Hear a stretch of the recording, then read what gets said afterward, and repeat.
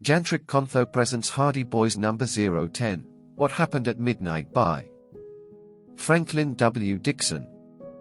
And don't forget to like this video and subscribe to this channel. Chapter 1. Burglars. What an assignment! And from our own dad. Joe Hardy grinned at his brother Frank as the two boys slipped into ripple-soled shoes and wore dark jackets.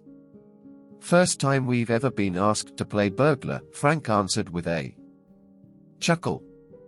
A few days before, their father, an ace detective, and Malcolm Wright, an inventor, had left for California to hunt for Wright's valuable stolen antique plane. Because they would be delayed in returning, the inventor had requested the brothers to break into his home and retrieve a top-secret invention before thieves took it. A little nefarious work around midnight, Joe mused, and all because Mr. Wright left his keys inside the house and locked everything but one bedroom window with a broken lock. The invention must be something super, or Dad and Mr. Wright wouldn't have asked us to guard it with our lives, Frank remarked. I wonder what it is. Dad gave us permission to find out. Suppose we can't locate that secret compartment we think is in Mr. Wright's desk before those thieves arrive? Joe asked. I wish Dad could have given us all the details before the call was cut off and we couldn't get it back. Joe, who had blonde hair, was a year younger than his dark-haired, 18-year-old brother Frank. Both had solved many mysteries, some of them for their father. Fenton Hardy had told the boys on the telephone that he had been threatened by a mysterious gang just before Mr. Wright had left Bayport, where they all lived. They had learned about the invention from a worker in a factory that had made some of the parts. He had breached the confidence placed in him. The caller had told Mr. Wright that if he did not voluntarily turn over his invention before a specific time, visitors would come for it. The date they had set was the following day. Mr. Wright didn't have time to put the invention in a safe deposit box, so he hid it in his study, Fenton Hardy had said. He's afraid the thieves may break into his house, so he has alerted the police to be there tomorrow morning. But he's worried and he wants you boys to get the small box containing the invention before then. Don't leave it at our house when you're not there. Keep it with you at all times, but well hidden. Frank and Joe relayed the conversation to their pretty, understanding mother, and to Aunt Gertrude, their father's maiden sister who lived with them. She was inclined to be critical of her nephew's involvement in detective work. Instantly she said, be burglars. The idea. Why, suppose you fall off that house dash. Gertrude, please. Mrs. Hardy broke in. Don't even mention such a possibility. I know the boys will be careful. Of course, said Joe. Let's go, Frank. The brothers hurried to the garage where their shiny convertible gleamed in the light of a street lamp on the corner of High and Elm Streets. Frank took the wheel and drove to within a block of Mr. Wright's rambling, old-fashioned house. The boys walked to it and were glad to see that the building stood in deep shadows. They reconnoitered the grounds in silence. No one was about. Finally Frank whispered, I guess our best bet to the upper story is that trellis. It looks sturdy. We'll go across the roof over the kitchen door and edge round to the unlocked window. I'll stay close by and hold onto your legs until you make it, Joe answered. They followed each other up the trellis and crossed the narrow roof. Fortunately, there was not much pitch to it. Joe crouched and grasped his brother's right leg. All set, he announced in a whisper. Frank stretched over to the window ledge but could not reach the top of the sash to raise it. "Give me a push-up," he murmured to Joe, who hoisted his brother until his fingers reached the top of the sash. The window lifted quickly. Frank pulled himself sideways through it. "Your turn, Joe." He reached out and grasped his brother's outstretched hands. A little shorter than Frank, Joe found he could not reach the window without swinging precariously in space. Frank would be dragged outside if he couldn't hold his brother's weight. Both boys would plunge to the ground. "No use being silly about this," Frank said. "I'll open the rear door for you." Joe was about to climb the trellis when an intense light suddenly lit the area. "A car!" Frank exclaimed as the driver beamed a searchlight on their side of the street. "Maybe the thieves are in it." "Duck!" Frank quickly closed the window, while Joe flattened himself face down on the roof. He did not stand up until the area was in darkness again. Then he hurried down the trellis and through the rear door. "Close call," said Frank. Joe nodded. "I thought maybe it was a police car, but I guess not." It had no revolving top light. His brother agreed. "I'm sure Mr. Wright's enemies are casing this place." "Yes. And they'll probably be back soon. We'd better get moving." Holding their flashlights low to the floor, the boys sped up the stairs and found Mr. Wright's study. A large walnut desk stood in the center of the room. Frank and Joe walked to the front of it, where there were drawers to left and right of the wide knee hole. "The secret compartment may be in one of them," Joe suggested. "They are not locked," Frank whispered in amazement. The boys searched diligently, lifting aside letters and other papers. They found nothing. "Now what?" Joe asked. Frank had an idea. "I'll look in the knee hole while you hunt for movable panels on the outside of the desk." Again, there was silence as the two boys began to finger the woodwork. Minutes passed, then Joe said, "I found something that moves." Frank crawled out and watched his brother slide open a panel, revealing a long, narrow space. "Anything in it?" Frank asked. Joe beamed his flashlight inside. A look of disappointment came over his face. "Nothing," he announced. "There might have been at some time, though." "You mean the invention?" "Maybe." "How are you making out?" "Something in the knee hole looks suspicious," Frank answered. Just then the boys heard the crash of glass and immediately clicked off their flashlights. Someone had broken a window pane, and at this moment was no doubt reaching inside for the lock. Any minute one or more men might mount the stairs and enter the study. The boys looked for a hiding place. There were no draperies, sofa, or large chairs, and no cupboard. "Let's hide in the knee hole," Frank whispered, "then use our hand signals." Some time before this, the Hardys had devised a series of hand squeeze signals. One hard squeeze meant, "Let's attack." Two indicated caution. Long, short, long told, "We'd better scram." An ordinary handshake was agreed. "If there are not more than two men, let's attack," Joe said in a barely audible tone. "Okay." Quickly the two crawled into the knee hole and pulled the desk chair into place. The boys were well hidden when they heard footsteps on the stairs. Then voices. "No failing this time, or Shorty'll take us on our last ride," said a man with a nasal voice. Frank and Joe wondered if the men had tried to break in earlier but failed. The man's companion spoke in lower tones of disgust. "Oh, you'd believe Shorty invented fire if he told you he did. He ain't so great.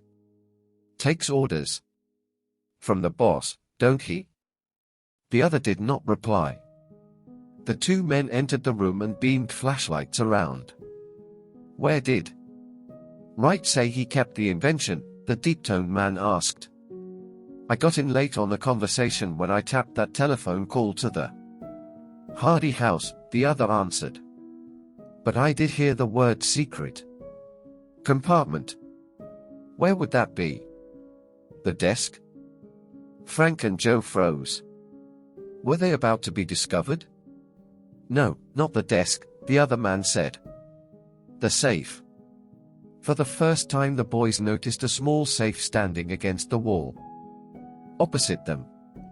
Frank and Joe were fearful the men would detect their hiding place, but the attention of the burglars was focused on the safe.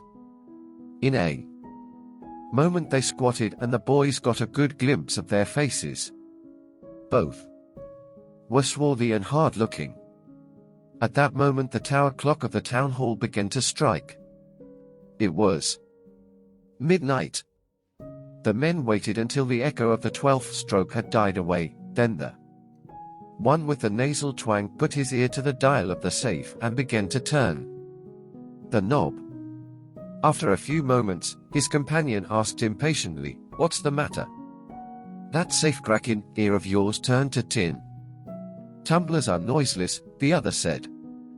"Guess we'll have to blow it." He began to take some wire from his pocket. Frank and Joe were trapped. If the door of the safe were blown off, it might head right in their direction. Quickly Joe felt for Frank's hand and gave it a hard squeeze, meaning, "Let's attack." Instantly Frank answered with the agreed handshake. In a flash Joe flung the desk chair at the two men, then the boys jumped them. Chapter 2. Amazing invention. Taken by surprise, the burglars were at a disadvantage. Frank and Joe knocked them to the floor and sat on their backs. "What's going dash?" one mumbled. The men were strong, and with great heaves they tried to shake off the boys. Frank and Joe pressed down hard. "Who are you?" Frank demanded. No answer. Then suddenly the man Joe held rolled over and tried to sit up. Joe kept him down and the two, locked in a vice-like grip, twisted to and fro across the floor. Frank, meanwhile, had found his deep-voiced opponent a kicker, who viciously jabbed his heels into the boy's back. Angry, Frank sent two swift blows which grazed the man's chin. The other two fighters bumped into them. In the mix-up, the burglars could throw off their attackers and scramble to their feet. The four began to exchange punches. "Finish off these guys," the nasal-voiced man rasped. For several seconds it looked as if they would. Their blows were swift and well aimed. Then both men, breathing heavily, relaxed their guard. In a flash Frank and Joe delivered stinging uppercuts to their opponent's jaws. The burglars fell to the floor with thuds that shook the house. They lay quiet. The boys grinned at each other and Joe said, "Knockouts." Frank nodded. "We must notify the police to get out here before these men arrive." "We can wait," Joe answered. "They'll sleep for at least half an hour. Let's find that invention first." "Good idea." Though bruised and weary, the boys eagerly searched the side of the knee hole where Frank thought he had found a clue. There was a slight bulge in the wood. After pressing it in several directions, a panel began to slide counterclockwise. There was a click. Just then one of the burglars groaned. The Hardys tensed. Was the man coming to? Joe leaned forward and beamed his flashlight on the two figures. Both were still unconscious. Meanwhile, Frank had lifted out the panel. The space behind it contained a small metal box. Written on the box was, "Property of Malcolm Wright." Valuable. Reward for return. I found it, Frank exclaimed. Then let's go, Joe urged. Okay, Frank agreed. You'll find a phone in the lower hall. Call the police. While I slip this panel back. Take the box. In a minute Joe was dialing headquarters. He said, come to Malcolm Wright's house at once without giving his name. There are burglars in it. He hung up. Frank joined him and the boys dashed out of the rear door. They took a circuitous route to their convertible to avoid being questioned by the police. At an intersection they saw a police car apparently speeding to the inventor's house. Where do you suppose the burglar's car is? Joe asked. You'd think they'd have a lookout. Maybe it's cruising, Frank suggested. The boys hopped into their convertible. As an extra precaution against a hold-up and possible loss of Mr. Wright's invention, they locked themselves in. Boy, a lot can happen in an hour, Joe said, looking at the car clock. He reached over and turned on their two-way radio to police headquarters. I wonder if there's any news yet from the Wright house. The boys were just in time to pick up a broadcast. An officer was saying, send the ambulance to Wright's house. Ambulance? Frank echoed. Joe, we didn't hit them that hard, or did we? The policeman said, these guys aren't too bad, but they sure got knocked out. Looks like a gang feud. The men who hit them may have done the stealing. Frank and Joe chuckled. Someday we'll tell Chief Collick, Frank said. But right now dash. He stopped speaking as a loud crack of static burst from the radio and a vivid flash of lightning made the night turn to day momentarily. A long roll of thunder followed. Looks as if we're in for a bad storm, Joe commented, and Frank put on speed. A few minutes later the car was parked in the Hardys' garage. They were mounting the steps of the back porch when the storm broke.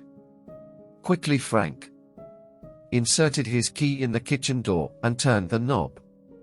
At once the burglar alarm rang loudly and all the ground floor lights went on. Joe chuckled. That'll bring Mother and Aunt Gertrude down in a hurry. He flicked off the alarm. And bring the police, too, Frank added. He picked up the kitchen phone and dialed headquarters. This is Frank Hardy. Our alarm went off by accident. Forget it. Okay. You sure everything's all right? The desk sergeant asked. Yes. Thank you. Good night. By this time the two women had appeared and Mrs. Hardy said, I didn't know the alarm was turned on. Well, I did, Aunt Gertrude spoke up. I wanted to be sure to wake up and see how you boys made out. You must be starved. I'll fix some cocoa and cut cake slices while you tell Frank, look at your clothes. Your jacket's torn. And you, Joe, where did you get that lump on your forehead? And your faces, the two of you look as if you've been rolling in the dirt. We have. Joe grinned. Had a big fight. But we saved this. He pulled the box from his pocket. As the boys related their adventure, crashing thunder lent a booming orchestration to the story. This is the worst storm we've had in years, Mrs. Hardy remarked. I'm glad you boys didn't have to be out in it. When Frank and Joe finished eating, she added, and now you must get a good night's sleep.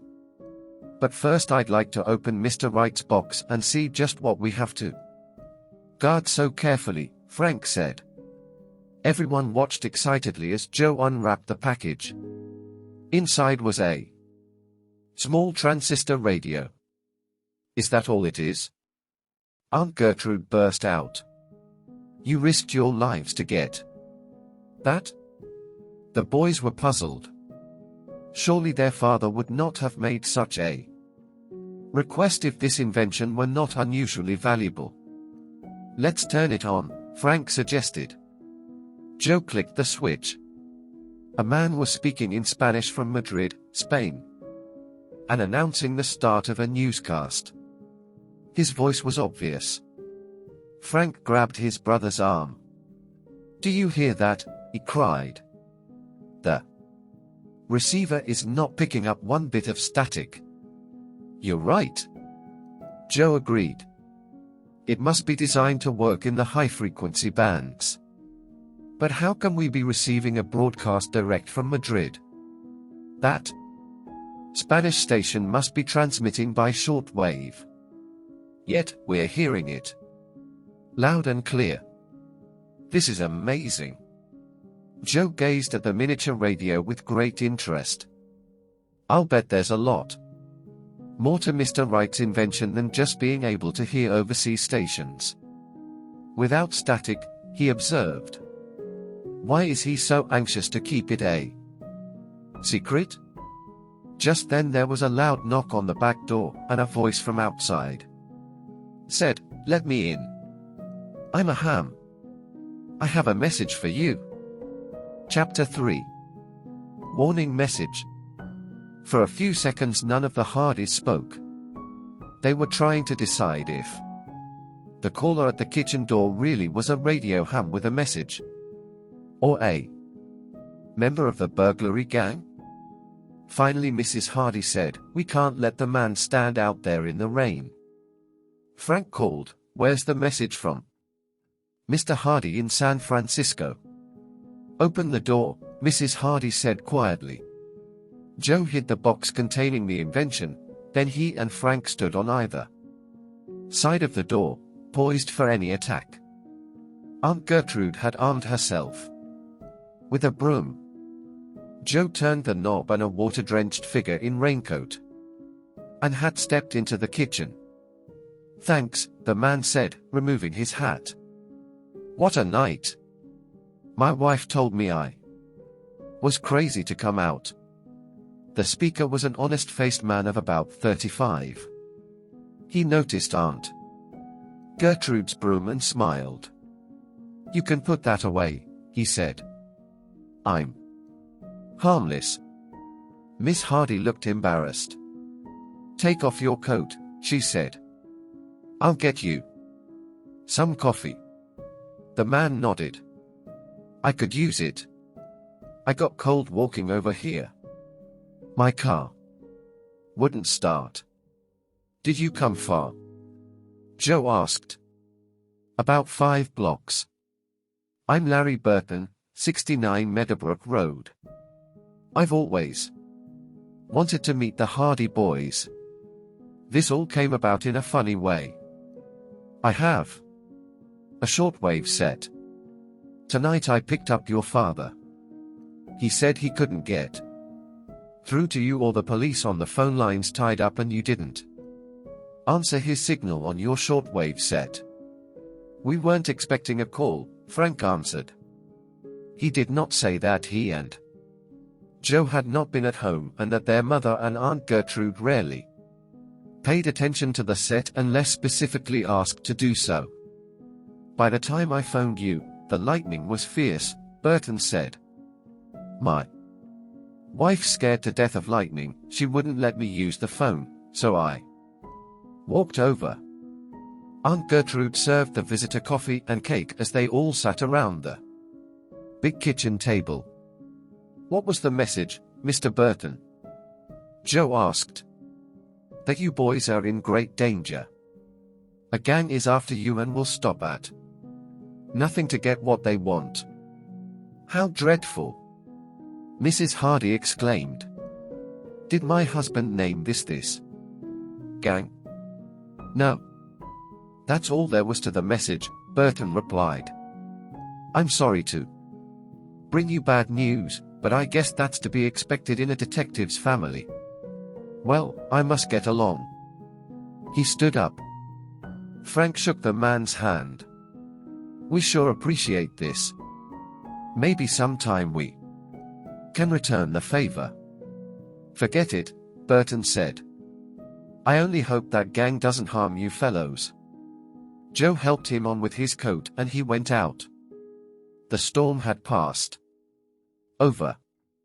For a few minutes the Hardys discussed the visitor and confirmed his address in the telephone directory. Joe was a bit skeptical, however. Either he made up the whole story, or else Dad is really concerned for our safety.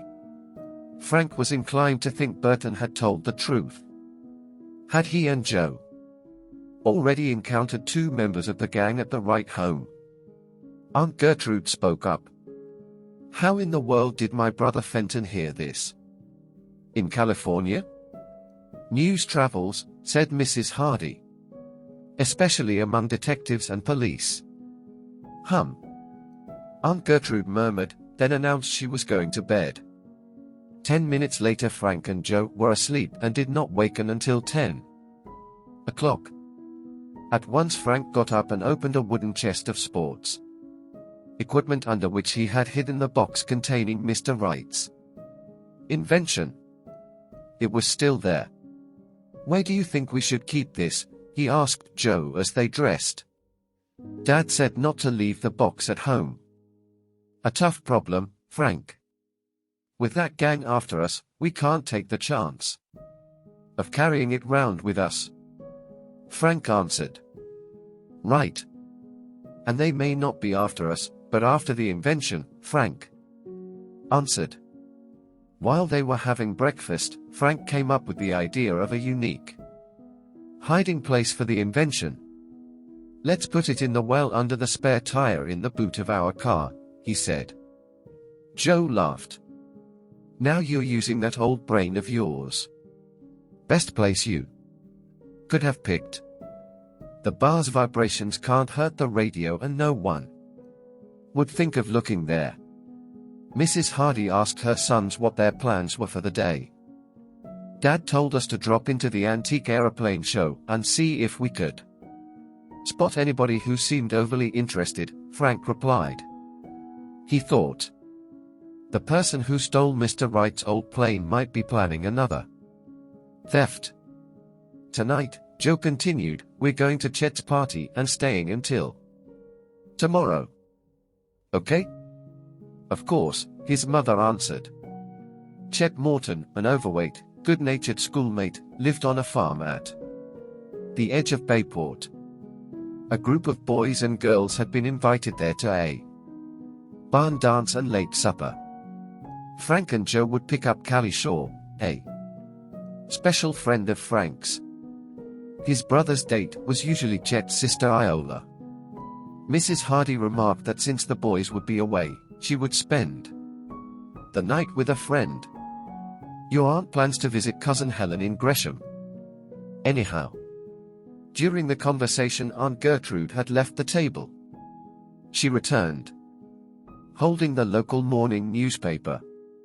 Well, you boys are in for real trouble, she exclaimed. Listen to this.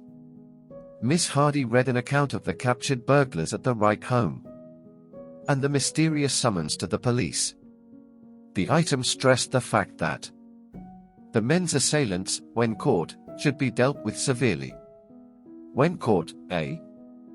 Joe burst into laughter. We're going to be mighty hard to find, aren't we, Frank? His brother grinned, but Mrs. Hardy looked worried. Maybe you boys should explain everything to Chief Colleague. Not without Dad's and Mr. Wright's permission, Frank answered. For the time being dash.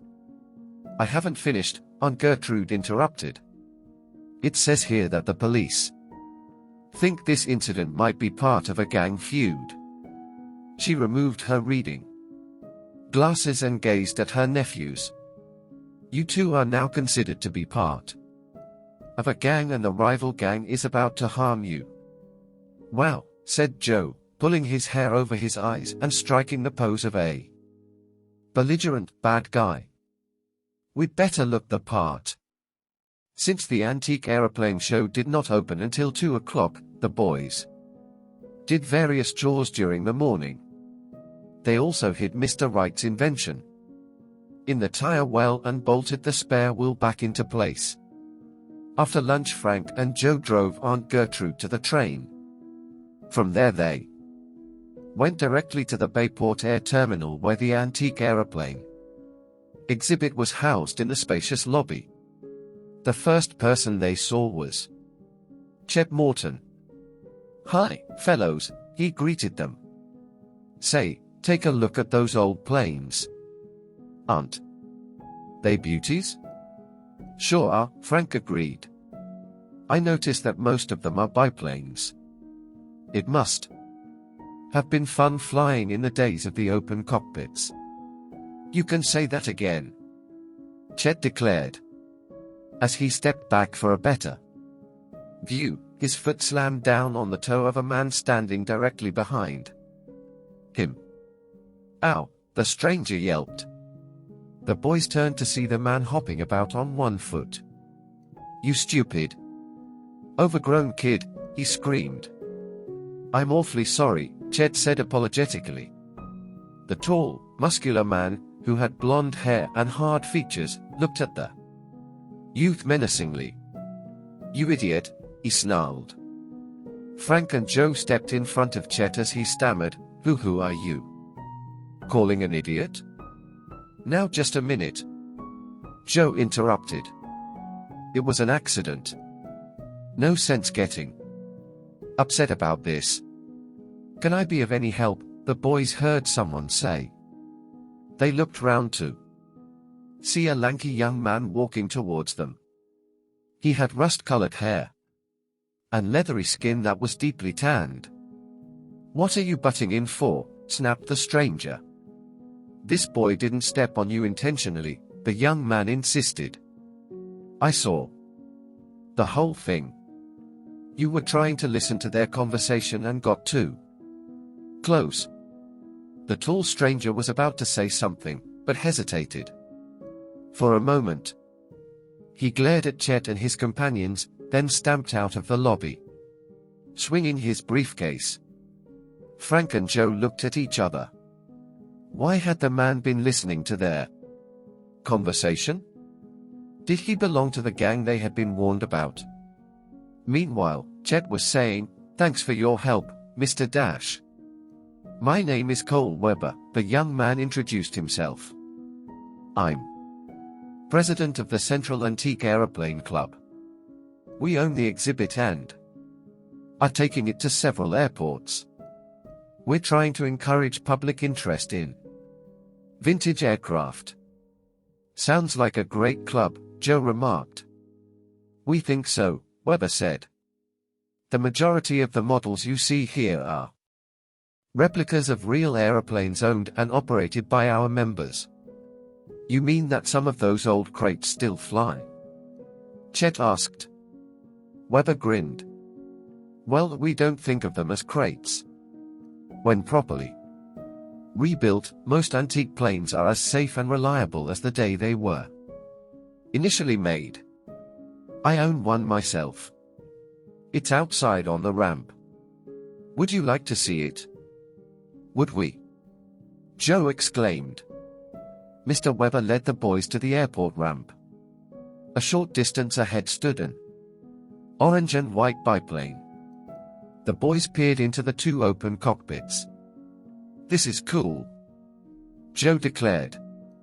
The pilot smiled. "Compared to modern planes, mine doesn't have many instruments. But since we fly the antiques only for fun, we don't need elaborate equipment, such as that required for all-weather operations." The boys looked closely at the diagonal pattern of wires stretching between the wings. Then they examined the plane's radial engine and the long, slender wooden propeller. "How many passengers can you carry?" Frank asked. "Two in the front cockpit," Weber answered. "Say, would two of you like to go for a ride?" The boys' eyes widened with excitement.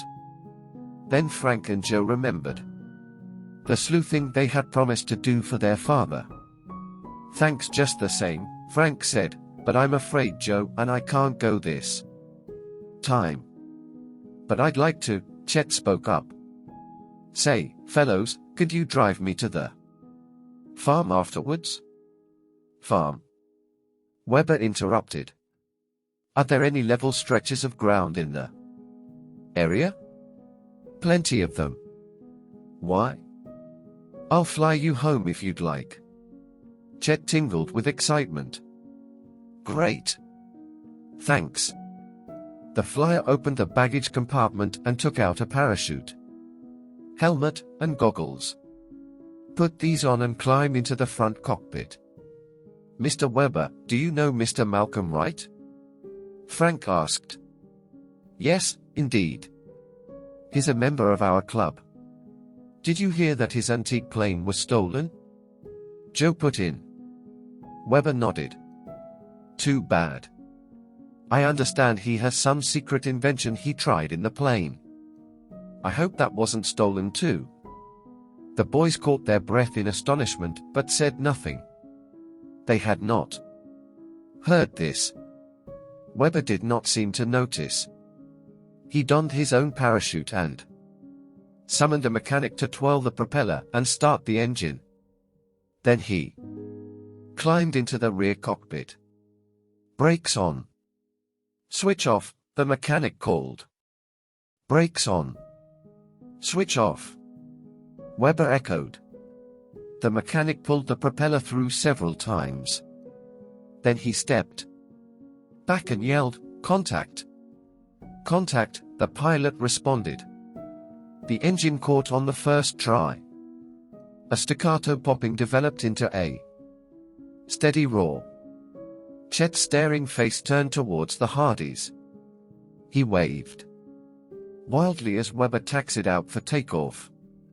"See you at the party," Chet shouted over the roar of the engine. Minutes later, the plane, looking like a box kite, was climbing above the Bayport field. As the Hardys turned to leave, Frank caught his brothers. There's that man Chet stepped on. He's watching us from the doorway. This time I mean to find out why." Frank started to run. "Come on, Joe." Chapter 4. The Cold Trail. When the man saw Frank and Joe, he turned to hurry off. In doing so, he bumped into the door frame and dropped his briefcase, which burst open. At a distance, the boys could not read any of the printing on the letters that fell out, but one had red and blue stripes at the top. The tall, blond man snatched up the papers and stuffed them into the briefcase. He quickly zipped it shut and began to run. "He sure isn't on the level," Joe remarked, "or he wouldn't race off like that. We can't let him get away." The stranger's long legs and agility helped him cover a vast stretch in a short time. Before the Hardys could catch up to him, he reached the exit and jumped into a waiting car which zoomed off. Frank and Joe stopped short, puzzled. Was the man afraid of them? And if so, why? Maybe that briefcase had something to do with his running off, Frank said. The boys went inside the terminal building. They continued to look at the planes while keeping their eyes open for any other suspicious characters. They saw none and finally returned home. "You must be hungry," said Mrs. Hardy. "I have hot apple pie, but it's getting cold." Joe patted her shoulder. "Shall we eat dessert first?" he teased.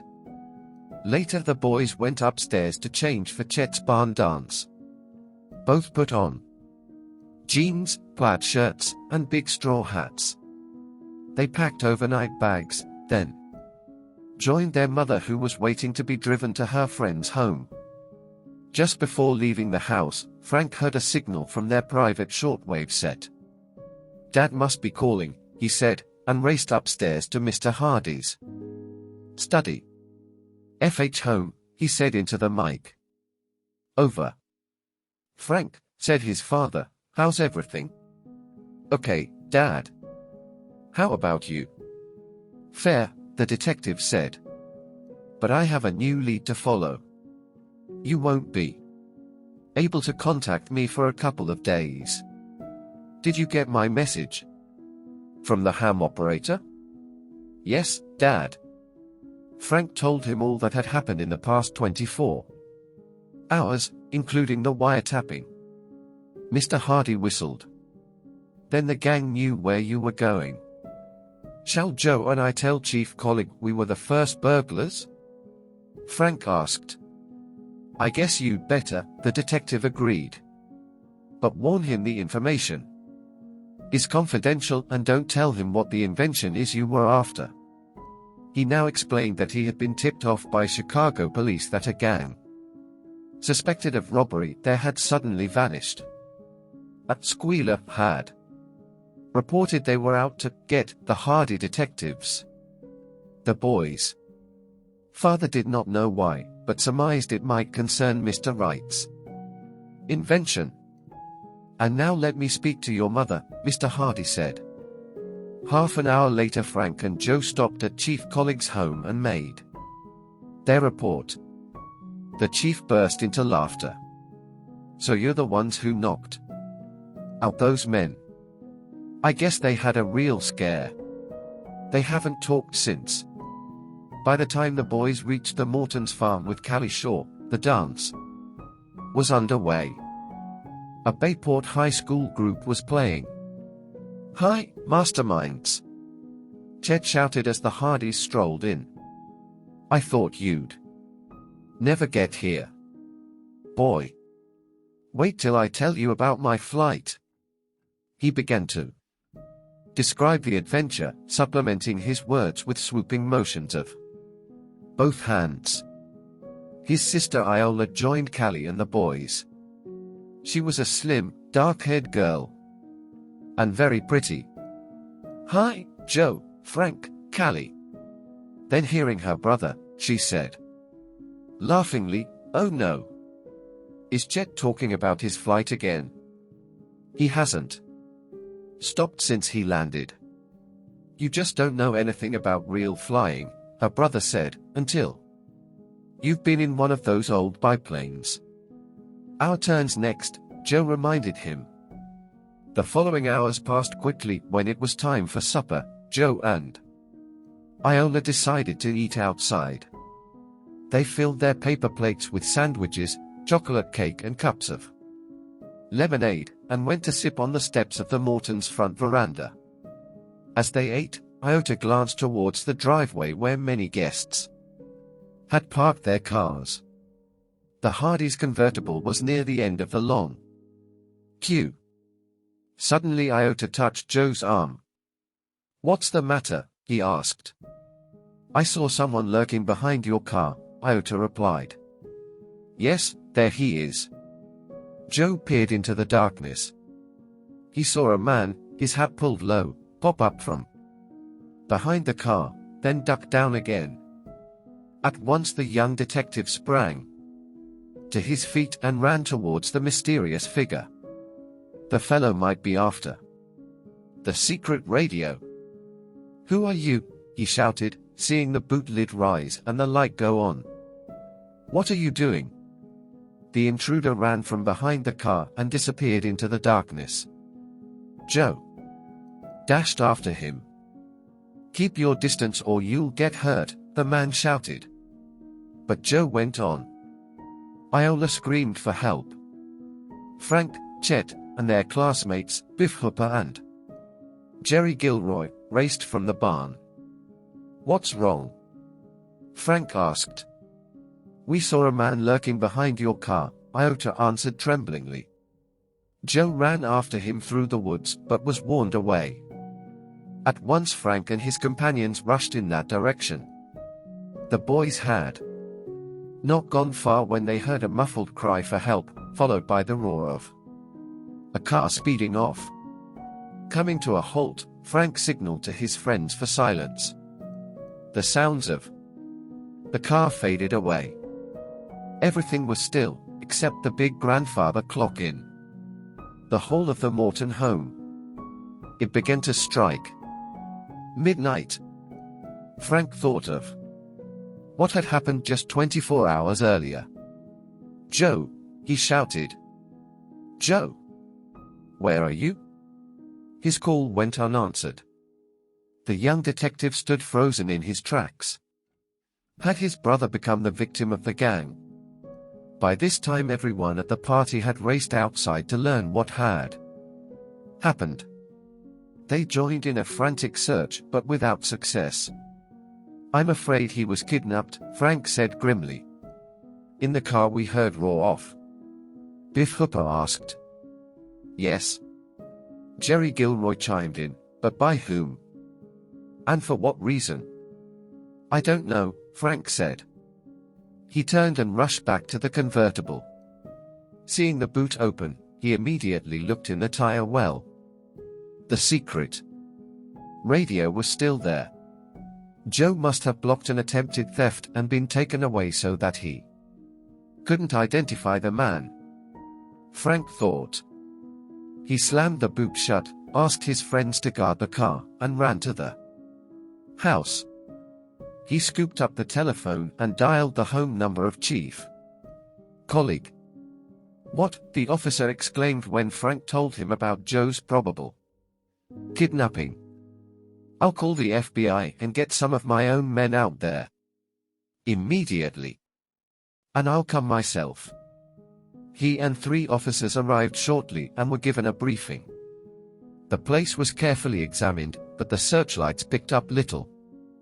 There was such a profusion of tire tracks on the main road that those of the mystery car could not be detected. Iola, the only one except Joe who had seen the suspect, could give little information other than that he was tall, heavy-set, and wore gloves. "Then we won't find any fingerprints on your car," the chief told Frank. Frank nodded. He could be the man who ran from Joe and me at the airport. Frank told the police about him and gave a fuller description. "We'll be on the lookout for him and for Joe," Colleague said. "There's nothing more we can do here, but I'll leave 2 of my men." Solemnly the group left the barn dance and each guest expressed a hope for Joe's speedy return. The Mortons tried to comfort Frank and discussed whether or not they should call Mrs. Hardy and tell her the disturbing news. "I don't see that can gain anything," Chet's mother said. "Let's wait." She insisted Frank try to get some sleep, but he lay wide awake, hoping the phone would ring with good news from Colleague. But none came. Chet, in the same room, was restless.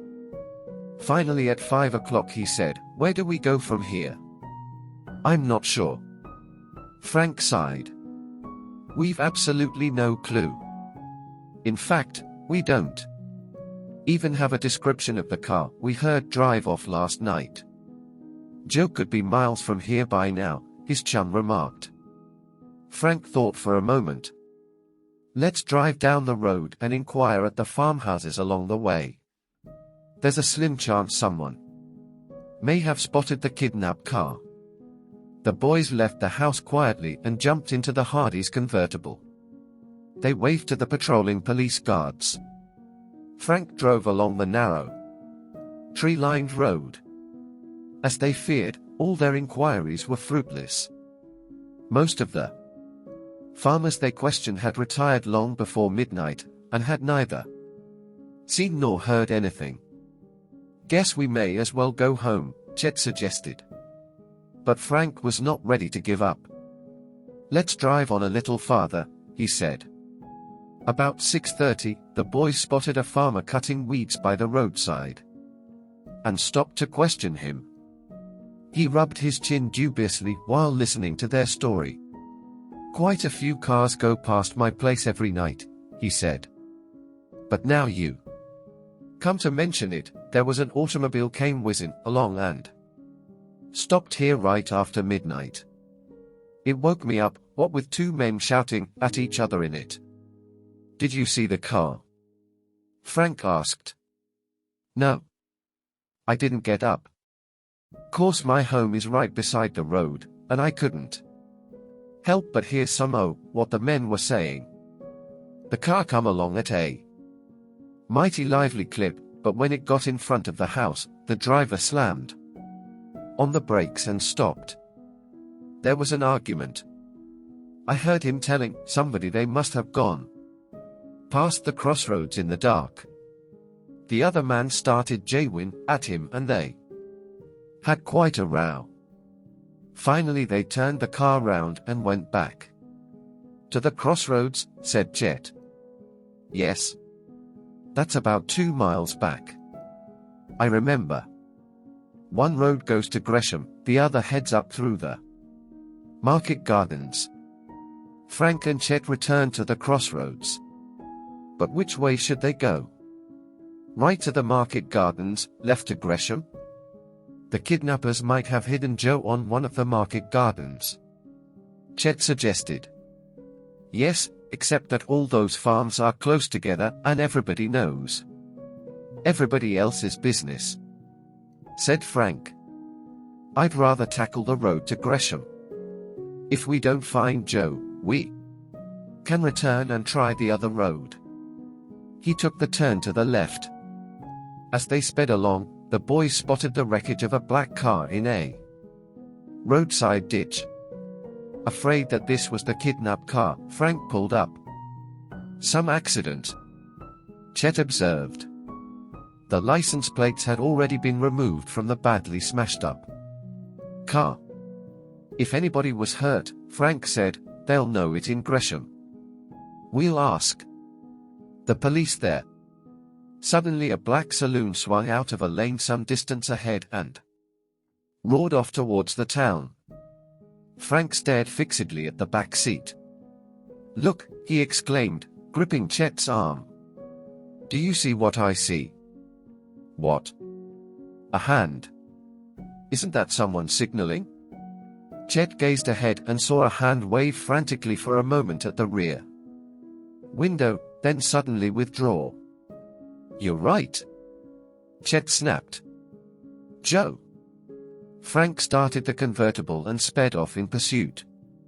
The other car had a good lead and was increasing speed. A cloud of dust almost obscured it, but Frank memorized the out-of-state license number. We're gaining on them, Chet declared. Frank nodded. Inch by inch the intervening distance lessened. Trees, farms, and hedges flashed by. At times the boys could hardly see the saloon through the swirling dust clouds. Suddenly the steady hum of the convertible's engine changed its rhythm. The motor spluttered.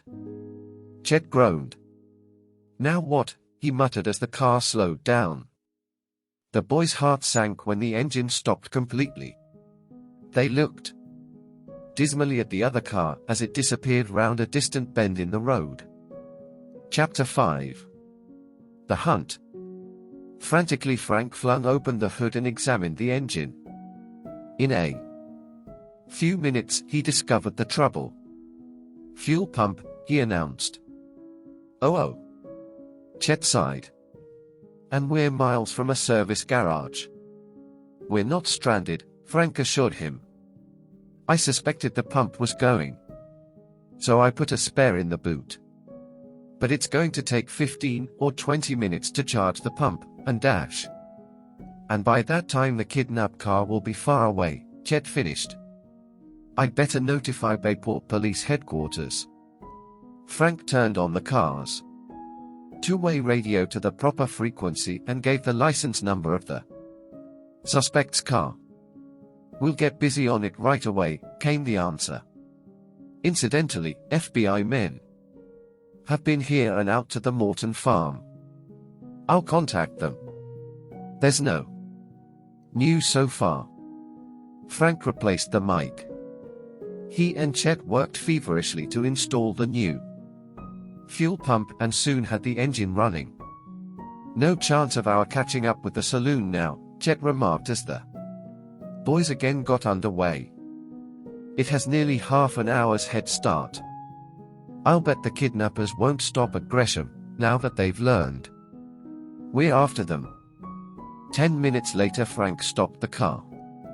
He backed into a side road, pulled out again, then turned to retrace his route. I want to go up that lane the kidnap car came out of and see what we can find. Reaching it, Frank turned in. The ground was stony and full of holes. Progress was slow. Half a mile farther on, an old, apparently closed inn came into view. It was a long, low, white building with a wide veranda. The boys exited the car, and Frank knocked several times, hoping someone might be inside. There was no response. Nobody's home, Chet mumbled. Just then the sound of heavy footsteps could be heard. The door sprang open and a surly-faced man confronted them. "What is it?" he growled. "Sorry to bother you, sir," Frank said, "but have you seen a black four-door saloon within the past hour?" "You've got a nerve waking me up to ask such a stupid question," the man snapped. "I don't know anything about a saloon. Have you had any visitors recently?" Frank persisted. "There's a wrecked car lying in a ditch close to the spot where your lane leads in from the road. Did anyone come here for help?" The man looked at the boy suspiciously. "Get out of here before I kick you off the porch." "Have it your way," Frank retorted. "I'm sure there were kidnappers in that saloon I asked you about. If you know anything, you'd better tell me, or be held as an accessory." "Kidnappers," the man cried out. "Okay. So there were some guys walked in here late last night. How many were there?" Frank demanded. "3. One said they'd had an accident and asked if they could stay at my place for a while. They paid me real good, so I let them come in." "Please describe these men." "One was tall, one short," the proprietor replied nervously. "The big guy said their brother's named Wagner. They were carrying the third guy. He was wrapped in a blanket, 'cause he got knocked out. I couldn't see his face. The big guy made a telephone call to Gresham. A car picked them up about an hour and a half ago. I can't tell you any more." He stepped back inside the house and slammed the door in the boys' faces. "Sociable guy," Chet commented as the boys drove off. "He did give us one lead," Frank said. "The wreck was theirs and the pickup car came from the direction of Gresham." "Chet, I'm afraid Joe was hurt. We're going to Gresham. I'll call colleague and tell him what we've just heard." He tuned in Bayport headquarters and left the message. On reaching Gresham, Frank cruised up and down the side streets flanking the main boulevard, hoping to spot the saloon, but had no luck. He then headed for the local police headquarters. "Dad introduced me to police Chief Stanton when we were passing through this town several months ago," he said. The boys entered the neat, red brick building and Frank introduced himself and Chet to the desk sergeant on duty. They were ushered into the office of the chief. "Frank Hardy, how are you?" Stanton said, extending his hand in greeting. "Sit down. Has Chief Colleague in Bayport been in touch with you?" Frank asked. "Yes. So far we have no word on the saloon or the men traveling in it, one of them injured." "You're sure your brother was kidnapped?" "Without a doubt." Stanton muttered. "The saloon's probably miles away by now with a different license plate. But our men will keep on the lookout." Realizing they could do no more here, Frank and Chet decided to return to Bayport. "What's our next move?" Chet asked. Whoever kidnapped Joe might ask for ransom, Chet. I'd better stick close to the phone at home in case someone tries to establish contact. Then Frank's heart sank as he thought of having to tell his mother and father and aunt that Joe was missing. When he pulled into the Hardy garage some time later, Frank shut off the ignition and sat quiet for several seconds. Then he took a deep breath and climbed out of the car. He had no sooner entered the house when Mrs. Hardy rushed to meet him. "What happened to Joe?" she cried. Frank was startled by her question. Before answering, he hugged his mother and led her into the living room. "I just got home and decided to telephone the Morton farm. I spoke to Iola," Mrs. Hardy explained. "She seemed terribly upset and started to tell me something about Joe, then stopped. She said you were on your way here and would explain." Frank related the whole story of Joe's disappearance. Mrs. Hardy was stunned by the news and tears filled her eyes. "I would have told you sooner," Frank said, "but I was hoping to find Joe before this." Although Mrs. Hardy worried about the dangers involved in her family's sleuthing activities, she rarely displayed her concern openly. But now she could not ride her anxiety. She began to tremble. "We must do something," she pleaded. "Have you notified the police?" "Yes," Frank answered. "And the FBI?" "Your father. He should be told about this at once." "But we can't reach him," Frank reminded her. The hours dragged on into early evening. Mrs. Hardy continually walked the floor, saying over and over, "This is dreadful, dreadful." Frank paced nervously, mulling over in his mind the events that had occurred during the past 2 days. The telephone rang. Was it the kidnapper calling? Frank rushed to answer the call. "Frank, this is Chief Colleague." "Yes, Chief." "Any news?" "Not much. The police managed to detect the scratched-off serial number on the car's engine block lying in the ditch. It was traced through the State Bureau of Motor Vehicles. The car was stolen yesterday evening from a man in Lewiston. No one saw the thief." "Well, we're right back where we started," Frank said. After a light late supper, Frank settled himself into a wing chair within reach of the telephone. The hours ticked by with no word from Joe or his abductors. Finally, through sheer exhaustion, Frank dozed off. When he awoke, the sun sent bright, warm rays into the room. Frank got up and began to pace back and forth. He and his mother ate a sketchy breakfast. They grew more uneasy when the morning passed without any news of Joe. Shortly after noon, a taxi stopped in front of the Hardy home. A tall, angular woman, carrying a small suitcase, got out of the cab and hurried towards the house. "It's Aunt Gertrude," Frank announced to his mother. "I'm glad to be home," Miss Hardy exclaimed as she entered the house like a rush of wind. She glanced at Mrs. Hardy and immediately sensed that something was troubling her. "Laura, you look exhausted. Haven't you been getting enough sleep? What's wrong?" "We have something to tell you," Frank declared. "You'd better sit down." He broke the news about Joe's disappearance as gently as he could. His story, however, sent Aunt Gertrude springing from her chair. "That's terrible. Poor Joe. Call the police," she cried. "Call the FBI. Do something." "Try to be calm," Frank pleaded.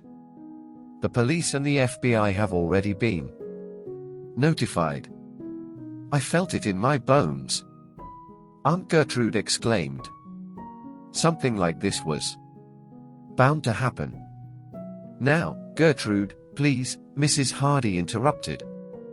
Aunt Gertrude continued to rattle on. You can't be too careful these days. The world is full of rude and nasty people. Now you take this morning, for example, when I was walking on the platform at Gresham. Suddenly this big, fair-haired man stepped right in front of me, carrying a bulging briefcase. Part of its zipper was torn, and some of the papers inside were sticking through. Well, this clumsy ox gave me a hard bang on my arm with that dirty, beat-up briefcase. I was about to give him a piece of my mind, when he deliberately pushed me aside. Her words had seized Frank's attention. The man sounded like the one that Chet had stepped on in the airport terminal and Frank and Joe had chased. Later, he might be one of the kidnappers. The suspect's car had gone towards Gresham. Then came the crowning insult, she went on. He called me an old whaler. Can you imagine? I never fished for a whale in my life. Next, this big, fair-haired lummox walked over to two other men and handed them the briefcase, Aunt Gertrude continued. I was so furious, I decided to demand an apology. I went up to the big man and tapped him on the shoulder. He must know me because just then he said Hardy. He turned, glared at me, then hurried off with his friends. The nerve. Indeed. Frank had already jumped to his feet. He was obviously excited. Did you see what was written on the papers in the briefcase? I wasn't close enough to read them. But one had red and blue stripes on it. He's one of the men we suspect. Frank cried out. Auntie, did you hear any more of the men's conversation? Anything at all? No, not really, she answered, somewhat puzzled by her nephew's questioning. I only caught a word or two. The fair-haired man said something about caves. Yes, that's it, caves. I remember because it struck me at the time that with his bad manners, he should be living in one. Frank darted to the telephone and called Chet. I'm sure I've latched onto an important lead, he told his chum. I'll need your help. I'm ready to go anytime you say.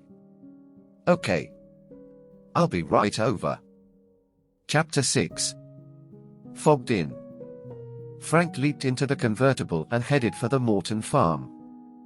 He began piecing together the details of Aunt Gertrude's story about the fair-haired man at Gresham. He had said, Hardy. I'm sure he didn't mean Aunt Gertrude. He could have meant Dad or Joe. Then the man had made a reference to caves. There were many to be found in the cliffs which formed the north shore of Barmet Bay. Was Joe being held in one of them?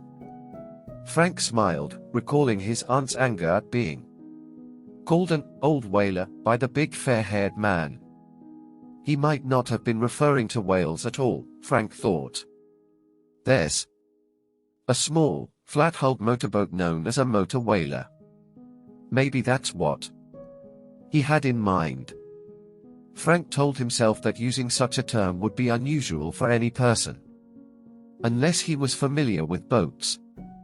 The young investigator was sure that he had a real lead at last. As Frank drew up before the Morton house, Chet descended the steps at a run. What's up? He asked eagerly.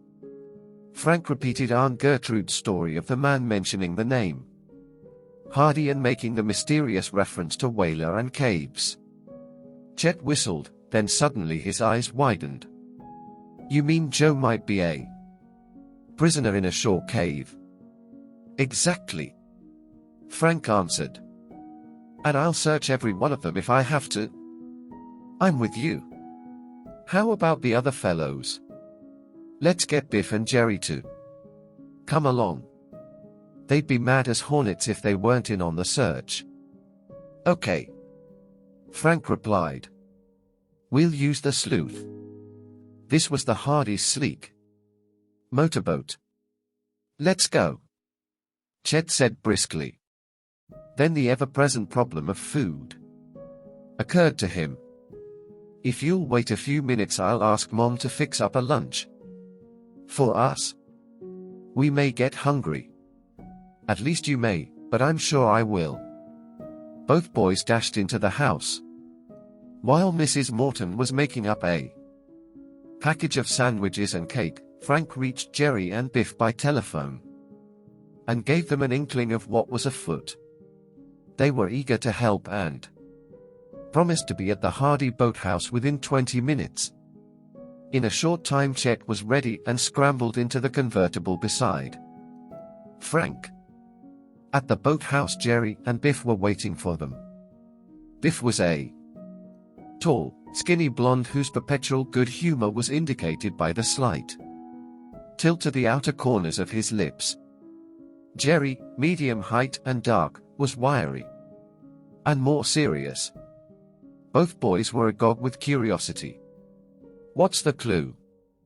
Jerry asked, and Frank gave the details as he unlocked the door of the boathouse. The boys quickly unmoored the sleuth and jumped aboard.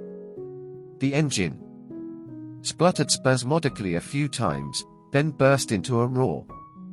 Frank opened the throttle and the craft shot into the bay, gradually increasing speed. If we don't find Joe, then what? Jerry asked. Frank answered promptly, go down the coast tomorrow. There are a few caves along the beach.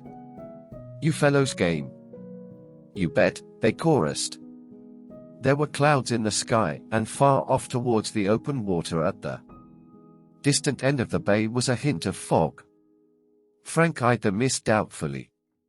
It would take some time to closely search the caves on the north shore, and if fog came up, a hunt would be challenging. Chet, thinking the same thing, mentioned it aloud. We'll just have to hope for the best, Biff said. As they zipped along, the boys discussed Miss Hardy's encounter with the fair-haired man. He may be tall, said Biff, but he sure sounds short on brains. He'll need all the brains he has if we get on his trail, Chet affirmed. But why would he be mixed up in Joe's disappearance, said Biff. Surely he wouldn't kidnap Joe just because Chet stepped on him. There's something deeper behind it, Frank said, thinking of the secret radio, but I'm not at liberty to tell you fellows. Sorry. The sleuth sped on towards the north shore and gradually drew closer to the high cliffs that rose sheer from the waters of the bay. The fog was coming up the bay now in a tall, menacing grey wall. Chet grimaced. We're not going to make it. That fog will be on us before we get within a quarter of a mile of the caves. I'm afraid so, Frank said. But I hate to give up now that we've come this far. I've had a few experiences in fog out on this bay, Biff Hooper remarked. And I don't want to repeat them if it can be helped. You never know when another boat will come and run you down. You can't see it until the boat's right on top of you. Let one of those big ships wallop you, and you're done for. A horn isn't much good, said Jerry, because the fog seems to make the sound come from a different direction than the true one. The fog swirled down on the boys, hiding the shore from view. It enveloped them so entirely that they could scarcely see more than a few yards ahead. Frank had already turned on his yellow fog light, and suddenly they saw a slight tug a short distance up the bay. The craft was heading towards the city, but now it vanished. Frank reduced speed and pressed the horn. No sound. This, said Jerry, is bad. If it weren't for Joe, I'd say go home. I wonder how long the pea soup will last. No one ventured a guess. Frank said tensely, "Watch for that tug, fellows. My horn won't blow." As the sleuth groped blindly through the clammy mist, Frank thought he heard the faint vibration of the tug's engines. His light did not pick up the craft, and it was impossible to estimate its distance or direction. Then came the blast of the tug's whistle, low and mournful through the heavy fog. It seemed to be far to the right, and Frank hoped to avoid it by going straight ahead. When the whistle sounded again, it was louder and seemed to come from a point just to their left. It was drawing closer. That old tug must have traveled about 2 miles clean across the bay in half a minute, Chet remarked. "Frank, one look out." As he spoke, the whistle sounded again. This time Biff straightened up in alarm. The tug seemed to be directly ahead. "How do you figure its position, Frank?" "I think the tug is mighty close.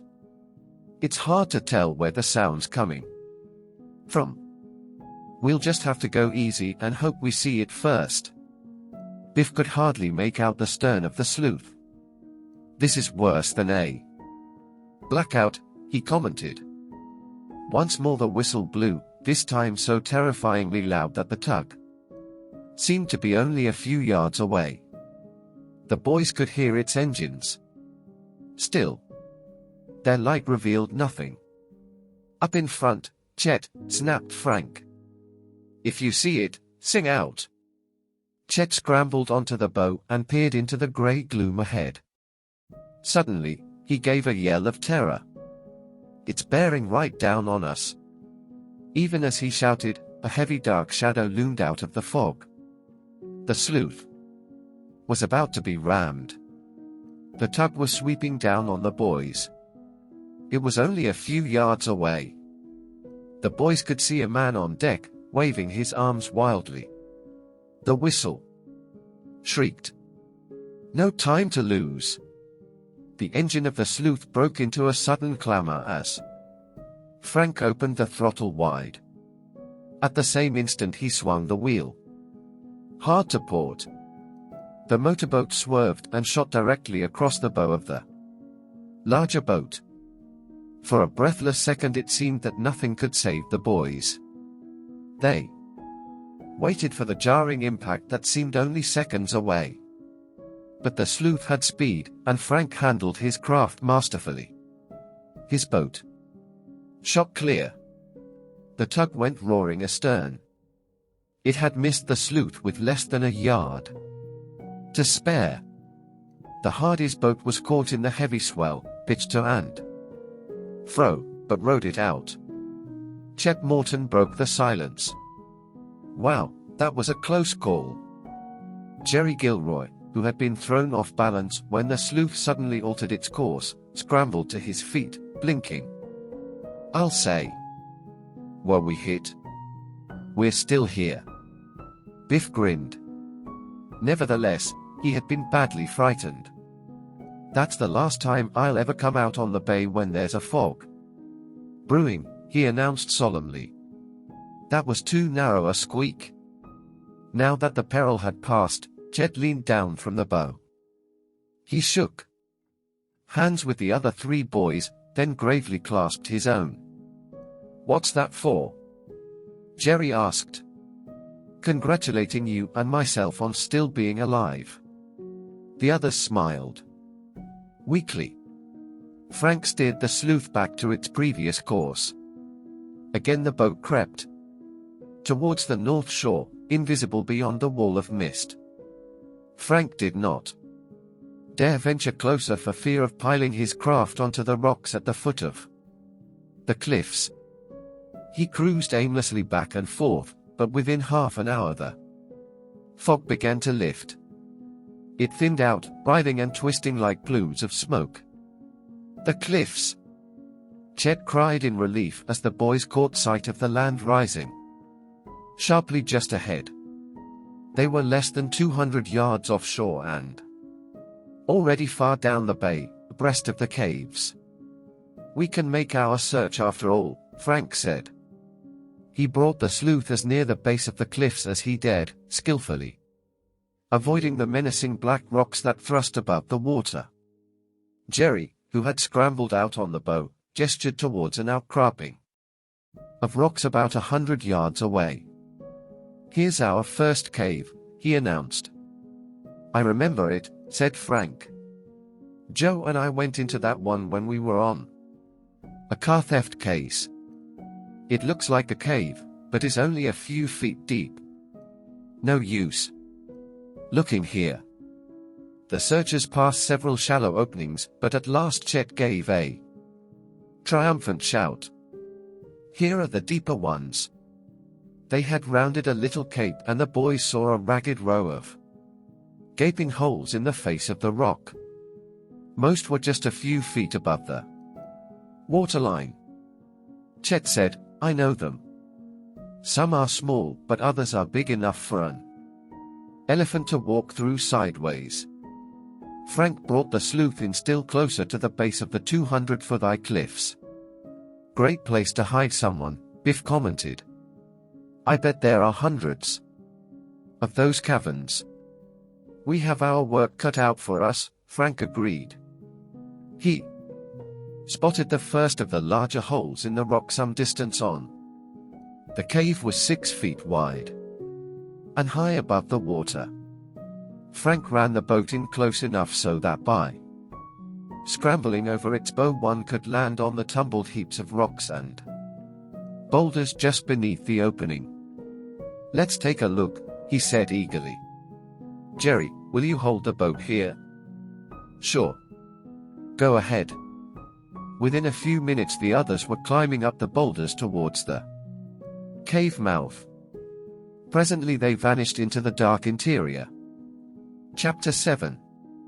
The Escape. Jerry held the nose of the sleuth inshore and maneuvered so that the propeller remained in deep water. He waited impatiently for news of Joe.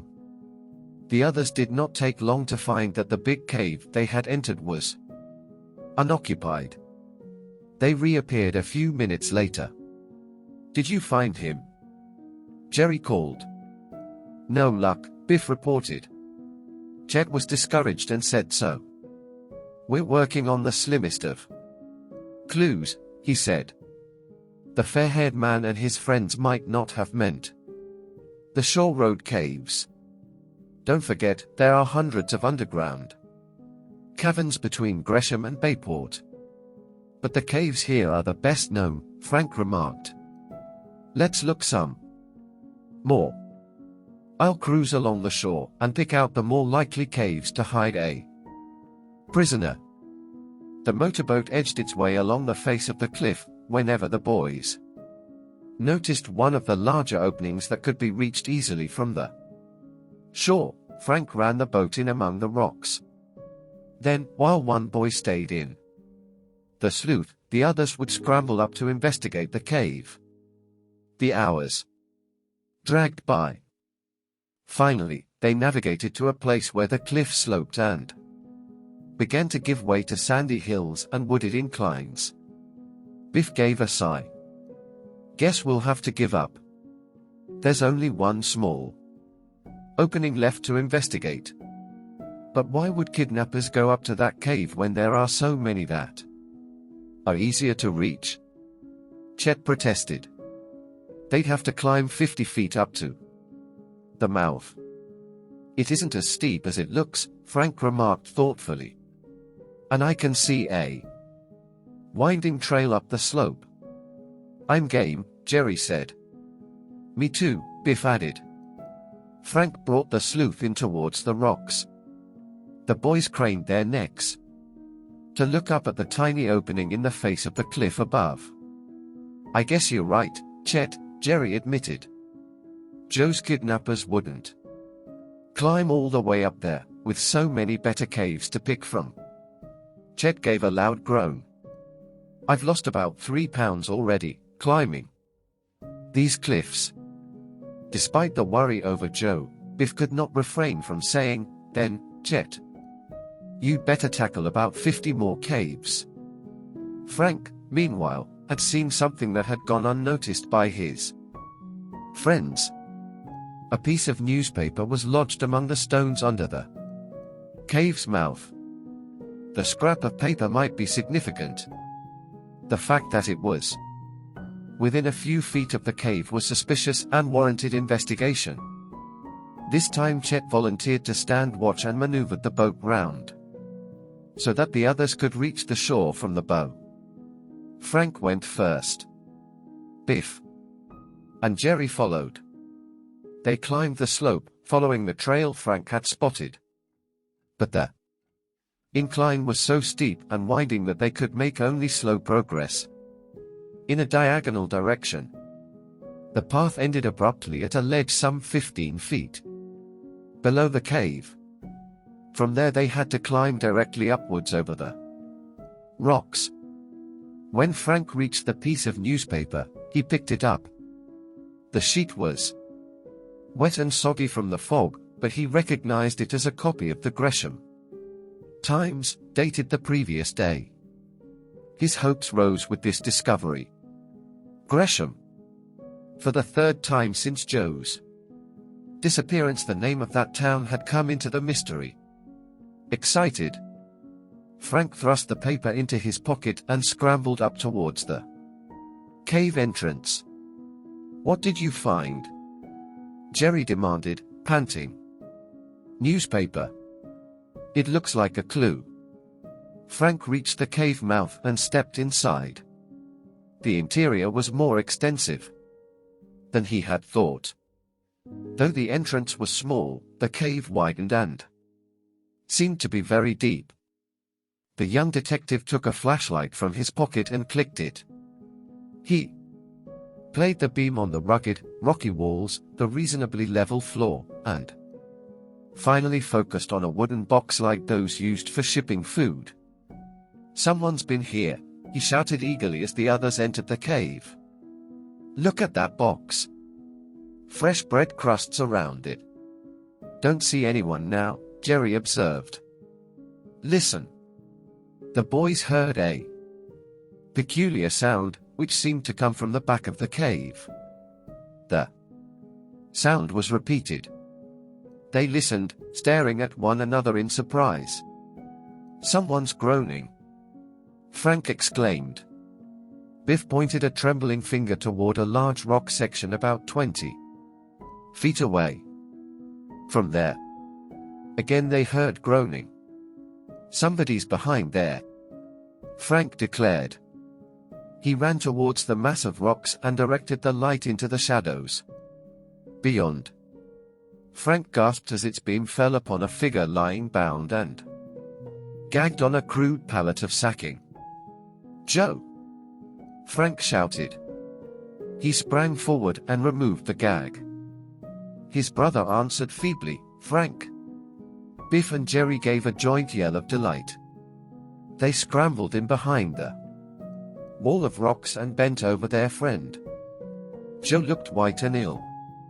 He could scarcely talk to them. His feet were bound together with rope and his hands were tied behind his back. "To think we weren't going to search this cave at all," Biff exclaimed. "And wait until Chet learns we've found you. He's down there guarding the sleuth." Frank had already opened his pocket knife and was hacking at the ropes that bound his brother's ankles. Jerry was working at the other knots. "I'm hungry," said Joe, when all the ropes had been loosened and he could sit up. "I haven't had anything to eat since yesterday noon." The boys helped him to his feet. "They drugged me," Joe said shakily. "And I can still feel the effects. But tell me, how did you find me?" "Aunt Gertrude gets the credit." Frank quickly told of her encounter with the fair-haired man at Gresham and his reference to Hardy and caves. But Frank put two and two together, Biff said, and mentioned the newspaper clue. "It was lucky for me you saw the paper," Joe declared. "One of the kidnappers had some food wrapped in a newspaper yesterday. He must have dropped one of the sheets." "Was the big, fair-haired man really mixed up in it?" Frank asked. Joe nodded. He was in it, all right. But there were others.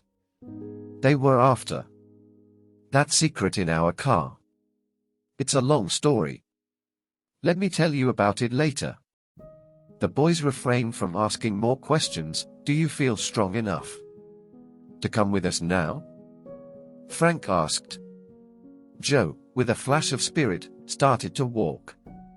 He wavered for a moment and would have fallen if Frank had not caught him. If you can't make it, we'll carry you, Jerry offered. Joe shook his head and sat down weakly.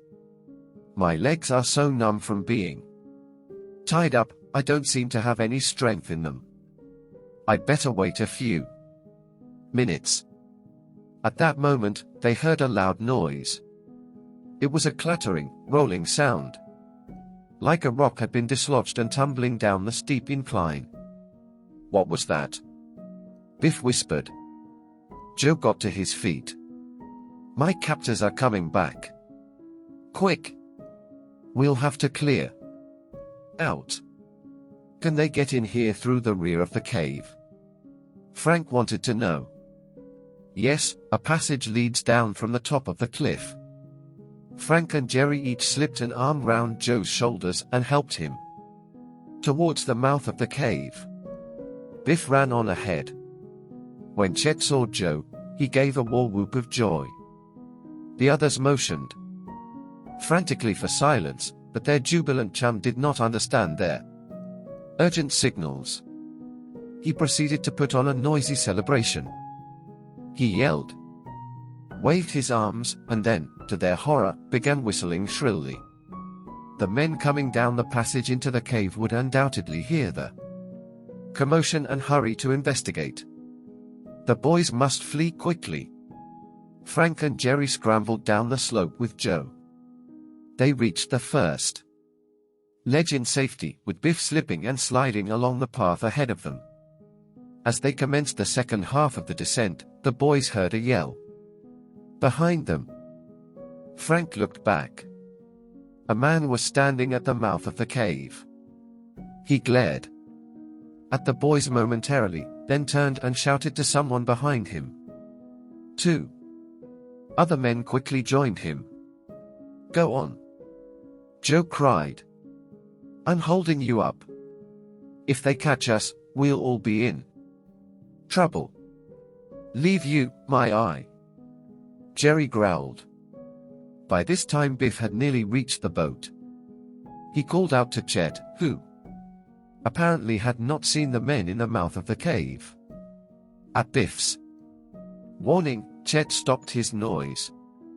Frank and Jerry clung to Joe on the narrow path, with loose rocks sliding treacherously beneath their feet. Frank glanced back again. One of the men had drawn a revolver from his pocket and was pointing it at them.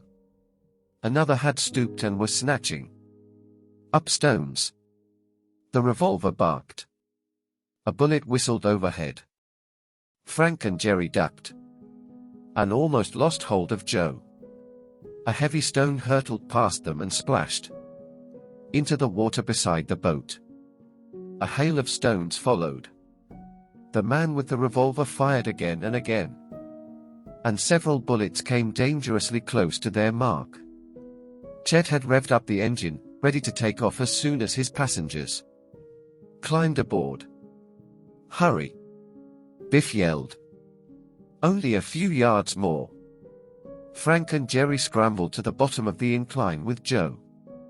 One of the 3 men was stumbling down the path in pursuit. Jerry leaped onto the bow. Joe was hauled aboard with Frank on the shore and Jerry helping from the boat. Frank was about to jump onto the bow when he felt a heavy, sharp blow on his left leg. He lost his balance and fell partly into the water. When he tried to rise, his leg doubled beneath him. One of the rocks hurled by the men had found its mark. Shot sounded again. A splinter flew from the bow of the boat. Hurry, Frank! Chet urged. Give me a hand, Frank said grimly. Biff scrambled over the side, seized Frank, and laid him on deck. Frank's leg throbbed and he could scarcely keep from crying out. The man on the path was only a few yards away now. He showered the air with rocks. Chapter 8. An astounding report. Smack! A large rock hit the water with a resounding crash only inches from the sloop. A deluge of spray drenched the boys. Chet, at the helm, could hardly see. Wiping the water from his eyes, he revved the motor and took off. The sleuth made sternway from shore. "Gadzooks!" cried Jerry, mopping his face and looking towards the kidnappers. "They've gone." "They sure disappeared in a hurry," said Jerry. "I wish we could have captured them." "Frank, how's your leg?" "Oh, it'll be all right, but it hurts." He gave a wan smile. "Never mind that. Though, the main thing is that we found Joe." "Yes, thank goodness," his brother said weakly. Chet had taken the sleuth into deep water and was now speeding towards Bayport. Jerry and Biff were busy making Frank and Joe comfortable on one of the long seats. "To think I missed finding Joe," Chet said in disgust. "I climbed those cliffs every other time and searched. When Joe was found, where was I? Sitting in the boat." "Good thing you were," Jerry retorted. "It's lucky for us someone was here to have the sleuth ready for a fast getaway." "Why did it have to be me?" Chet complained. "Some fellows have all the luck." "Joe, tell me about your capture. Who were those men who shot at you and heaved all those rocks? When did they take you to the cave?" "Better let Joe rest a while," Frank advised. "I think we ought to go back and clean up on that gang," Jerry put in. "I'd like to learn more about them myself," Frank said, "but I think we'd better leave it to the police. Those kidnappers are a formidable outfit, and we have Joe to look after. He's in bad shape. We should get him home."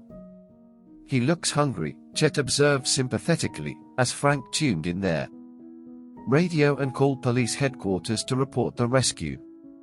Joe opened his eyes. "You bet I'm hungry." Chet grabbed the package of sandwiches he had brought with him and handed them to his chum. "I knew these would come in handy," he said. "Dig in." "Hold it," Frank warned. "No solid food until the doctor says it's all right." "Then how about the milk in this thermos?" "Okay." Joe drank the milk slowly and gratefully while Jerry satisfied Chet's curiosity about their experience in the cave rescue. Chet whistled. That was a close squeak. When the Hardys reached home, their mother was overwhelmed with relief at seeing Joe safe. Aunt Gertrude hugged her nephew and said, "Well, this time you deserve sympathy. At least you didn't do something harum-scarum and propel yourself right into a mess of trouble." The family physician, Dr. Bates, was summoned to examine the young detectives. "No internal damage," he declared. "Just exhaustion. Joe'll be fit in just a day or two. Frank has a deep bruise which will be sore for a while." Joe was given a steaming bowl of hot soup, then put to bed. He immediately fell asleep. Frank related the rescue story and gave Aunt Gertrude credit for the clue. She smiled and blushed but said nothing. It was not until late that evening, after a long, sound sleep had refreshed him, that Joe could tell the others what had happened to him. He still looked pale, but good food and rest were beginning to do their work. And a trace of color had returned to his cheeks. "As you know," he said, "at Chet's party I chased into the woods after that man who was looking in our car boot. As I got near, someone reached out and grabbed me. I couldn't see his face. Joe said a gag had been jammed into his mouth and a hand clapped over it. Then he was dragged to a car. "Mercy!" exclaimed Aunt Gertrude. "But why did he kidnap you if he was only after the secret radio?" Frank asked. "There's another reason," Joe replied. "I'll come to that." When we got to his car, I tried to fight him, but he's as strong as an ox and managed to tie me up and put me in the back seat. Then he drove away. We went down the road for some distance and stopped. Two men came out of the bushes and walked over to us. One said, "Is that you, Gross?" and my captor growled at them, "No names." When they saw me in the car, the men wanted to know who I was. It seems they didn't know Gross was going to kidnap me. Joe said there had been a row about it. The other two men had wanted Gross to bring him back, but he was stubborn. "This kid knows too much," Gross had said. "He saw the rocks. Besides, his father is a detective." The other men called him a fool and said he should have left me alone and let the other thing go. One of them told Gross they didn't want the authorities after them for kidnapping. Then they realized it was too late to let me go, because there would be trouble when I returned to Bayport and told my story. Joe said that the two men got into the car and they all rode for about 2 miles. Then one of the men climbed out and headed across a field towards the bay. We went on, but we hadn't gone far when Gross lost control of the wheel, and we crashed into a ditch. The car was wrecked, but no one was hurt. Gross and the other man seemed worried because they feared somebody would come along and find them. They took off the license plates. Gross knew there was an old inn nearby. They agreed to go to it and telephone a friend of theirs to bring a saloon. They took a blanket out of the car. We walked up the road and into a lane where the inn was. Without any warning, one of them slugged me from behind. Frank said, "And put you in the blanket." Joe said that later, as he started to come to in the inn, a drug was forced into his mouth and he was made to drink some water. He passed out, and did not wake up until morning, when they carried him in the blanket to their friend's saloon. Just as we drove out of the lane and onto the Gresham Road, Joe continued, "I heard a car coming and managed to raise. It looked like ours, so I tried to signal. Then Gross shoved me down." Joe had been driven to Shore Road and taken to the cave through an abandoned shaft. "You were there nearly 2 whole days," Frank said. "Most of the time I was alone. They fixed up a few sacks for me to lie on, but didn't pay much attention to me. Once in a while, they would bring in sandwiches and water and feed them to me." "Did you find out what they're up to?" Frank asked.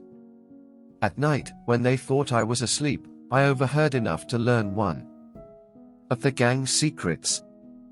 They are smugglers." Aunt Gertrude opened her mouth wide. "Smugglers," she gasped. "What kind?" "Diamonds and electronic equipment. That's probably why they wanted to get Mr. Wright's special radio." Joe paused and Mrs. Hardy asked if he were too tired to go on. "No, I'm okay, Mother. I also learned that one of the top men is named Chris. From what was said, I guess he's that big fair-haired man who's been watching us." Frank was excited by this news. Now they had something definite to go on. If Joe were right, they could concentrate on finding Chris and turning him over to the police. Joe spoke up. "There are 4 or 5 in the gang working with Chris, and others offshore. Chris delivers smuggled diamonds. His pals in the cave, one tall and dark, one red-haired, and one short, mentioned that he had diamonds in his briefcase. Chris thought we had seen them when the case burst open. Gross saw a chance to kidnap one of us to keep us from talking.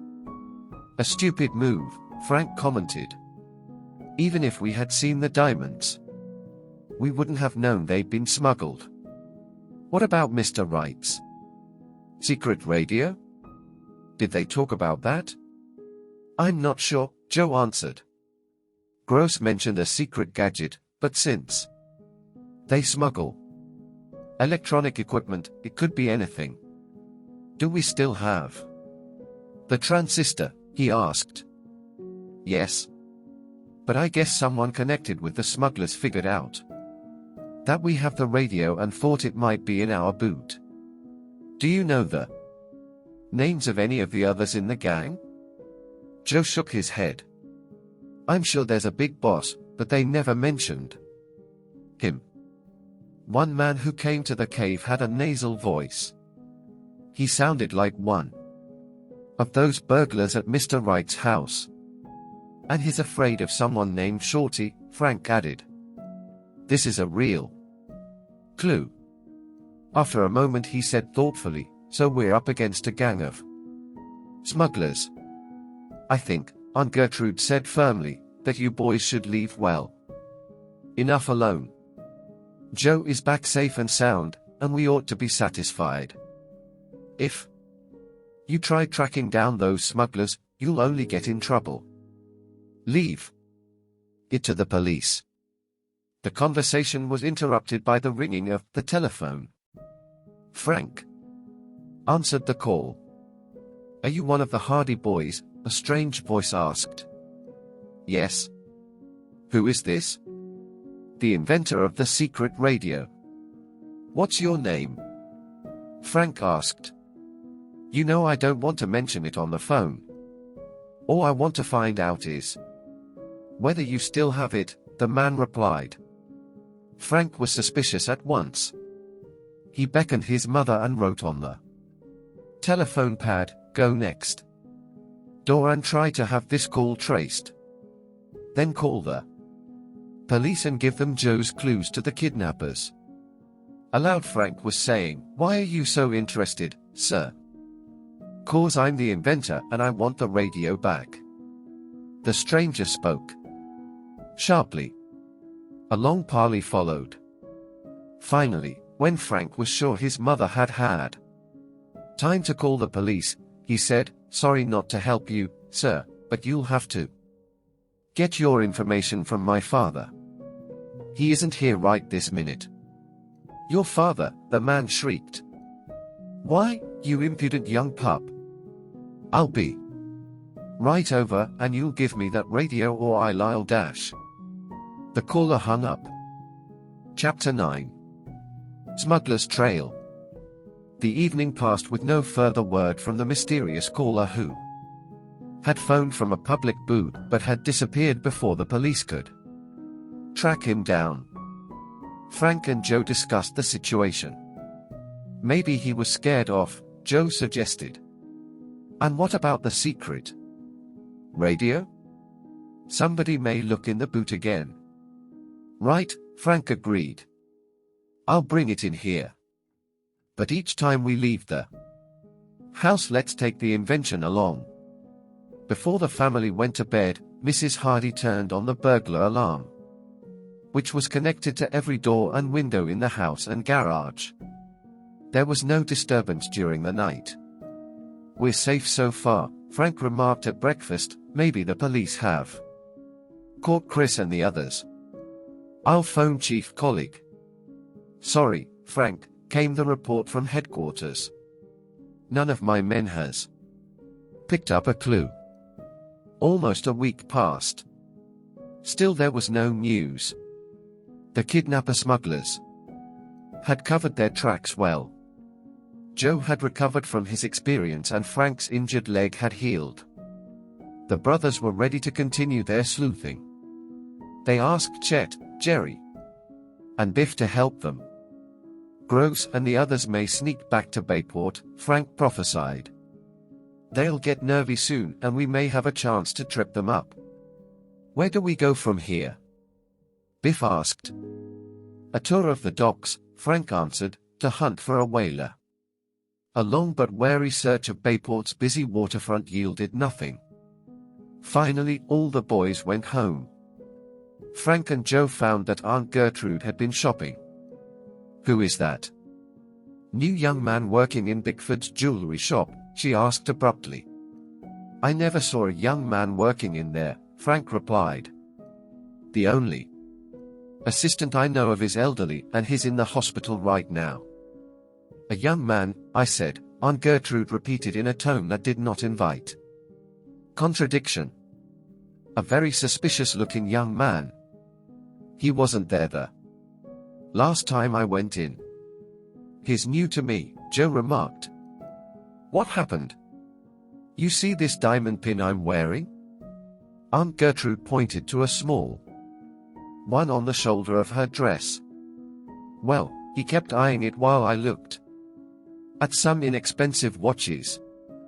He was probably just admiring it, Auntie, Frank suggested. Admiring it, yes.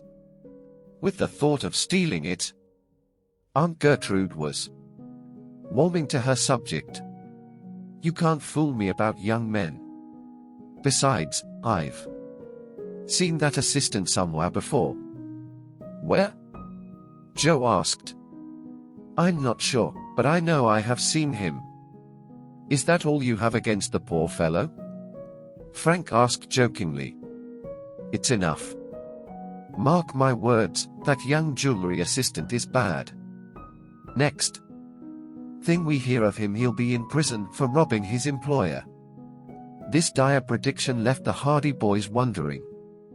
Aunt Gertrude's intuition was terrific. They would drop into Bickford's tomorrow and talk to the assistant. The following morning the boys decided to walk downtown. They made sure their mother and aunt would be at home to guard Mr. Wright's invention. On the way Frank said, I wonder why those smugglers operate in Bayport. Wouldn't you think they'd pick one of the larger cities? Perhaps they are known in those places, Joe suggested. I wish I could have heard more when I listened to them in the cave, like where the diamonds and electronic stuff came from and where they make their headquarters. Suddenly Joe gripped his brother's arm. Look, he said tensely. He gestured towards a man walking on the other side of the relatively deserted street, and Frank almost shouted excitedly. The man was tall and muscular, with a shock of fair hair protruding from beneath his hat. He was the person who had been at the airport, one they now suspected might be part of the kidnap smuggler gang. I'll bet his name is Chris, Frank whispered. Let's trail him and see where he's going. We'd better cross the street. He may catch sight of us. Excitedly, the Hardys hurried to the opposite side and fell in behind the fair-haired man. Chris, apparently unaware that he was being followed, he strode along rapidly. Perhaps he's going to meet some of his pals, Joe said. We won't let him out of our sight, Frank said, and if we meet a policeman, I'll ask him to notify headquarters. They were careful to remain far enough behind so that there were always several people between them and their quarry. The fair-haired man did not look back. He seemed to be in a hurry. You'd think Bayport has no cops, Joe complained when the boys had gone several blocks without meeting one. The Hardys trailed the big man for several blocks. Abruptly he struck off down a side street. The boys had to run to keep him in sight. Perhaps, Joe said, he saw you and me and is trying to shake us off. I don't think so. I believe he's going to the railway station. Good grief. We'll lose him if he takes a train out of town. I don't intend to lose him, Frank declared. How much money do you have with you? Joe groped in his pockets. About $7. Luck's with us? I have 30. If he does, we can take the train, but I hope he won't go far. It was soon evident that Chris was indeed bound for the station. When he came in sight of the big brick building, he broke into a run and disappeared through the massive doorway. The Hardys hastened in pursuit, still looking for a policeman. They saw one of their father's friends just before reaching the station. Quickly Frank told him the story and added, "Call headquarters and my mother." He dashed after Joe. When the boys entered the station, they saw Chris just leaving one of the ticket windows. He ran across to an exit, raced through it, and darted towards a waiting train. Frank stepped up to the window which the fair-haired man had just left. "Where to?" the agent asked. "We wanted to meet a man here," Frank explained. "He's a big fellow with blonde hair. Have you seen him? Just bought a ticket to New York City a minute ago." Frank was taken aback. He had not anticipated that Chris would go as far as New York. However, having once picked up the trail, the young detective decided to follow it. "2 one-way tickets," he said. "You'll have to hurry," the agent said. "The express is due to leave right away." Frank grabbed the tickets. He heard a whistle and saw that the train was beginning to move. The boys dashed to the platform. Joe, in the lead, scrambled up the rear steps of the last coach. Frank followed. When the boys had recovered their breath, Dev went through to the coach. Chris occupied.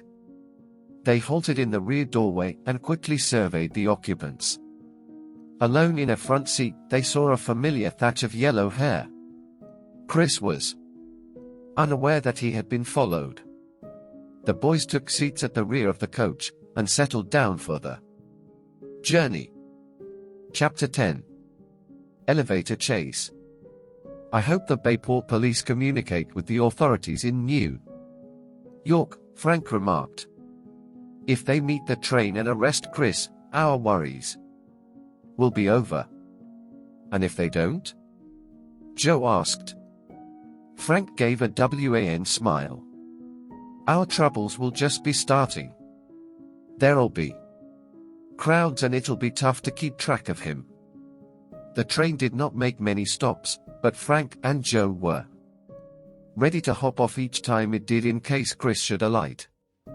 At length the train reached the suburbs, clattering past miles of factories and houses, and finally lurched to a halt in the underground station in New York City.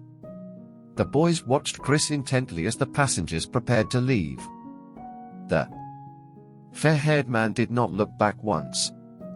He put on his hat and strolled towards the front of the coach. "We'll get out at the back and keep an eye on him from there," Frank said.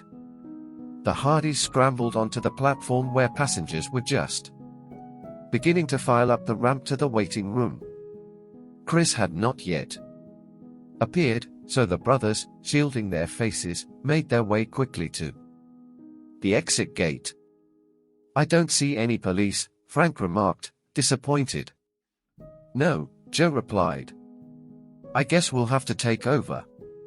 The boys emerged into the concourse. There, in the enormous, high-vaulted station, booming with hollow echoes, they waited for Chris to appear. He stalked through the gate, looking neither to right nor left. The boys quickly fell in behind him. He towered above the crowd, and they had little difficulty following him. Despite the crowds that jostled them, the Hardys managed to keep Chris in view and pursued him out into the street. "What'll we do if he hops into a taxi?" Joe asked. "Hop into one ourselves and hope we can trail him," Frank said. "I'd feel better if we had more money with us," Joe mumbled. The man they were trailing still seemed unaware that he was being followed. It's going to be mighty hard for one taxi to follow another in this traffic, Frank remarked. Maybe we won't need one, his brother suggested. Anyhow, these New York taxi drivers are pretty clever. I think if we tell one to follow a car we point out and make it worth his while, he could do it. Going to cost a lot of moolah, Frank said. They were relieved when their quarry continued walking. Come on, Frank called. The two detectives had a twofold problem: to follow Chris and be careful he did not suspect they were after him. Twice he swung round while they hurried along the crowded sidewalk, and it seemed as if he were suspicious. On these occasions the boys dodged behind passers-by. After 2 momentary surveys, Chris hastened on again. I don't believe he saw us, Frank murmured as they again took up the chase. No, evidently not. But we're coming to heavy congestion. Look at the crowd, and there are traffic signals. If he gets across the street ahead of us, and you and I are held up by a red light, we'll lose him. The boys were anxious as they approached a busy corner where a policeman was directing the flow of traffic and pedestrians. Shall we ask his help?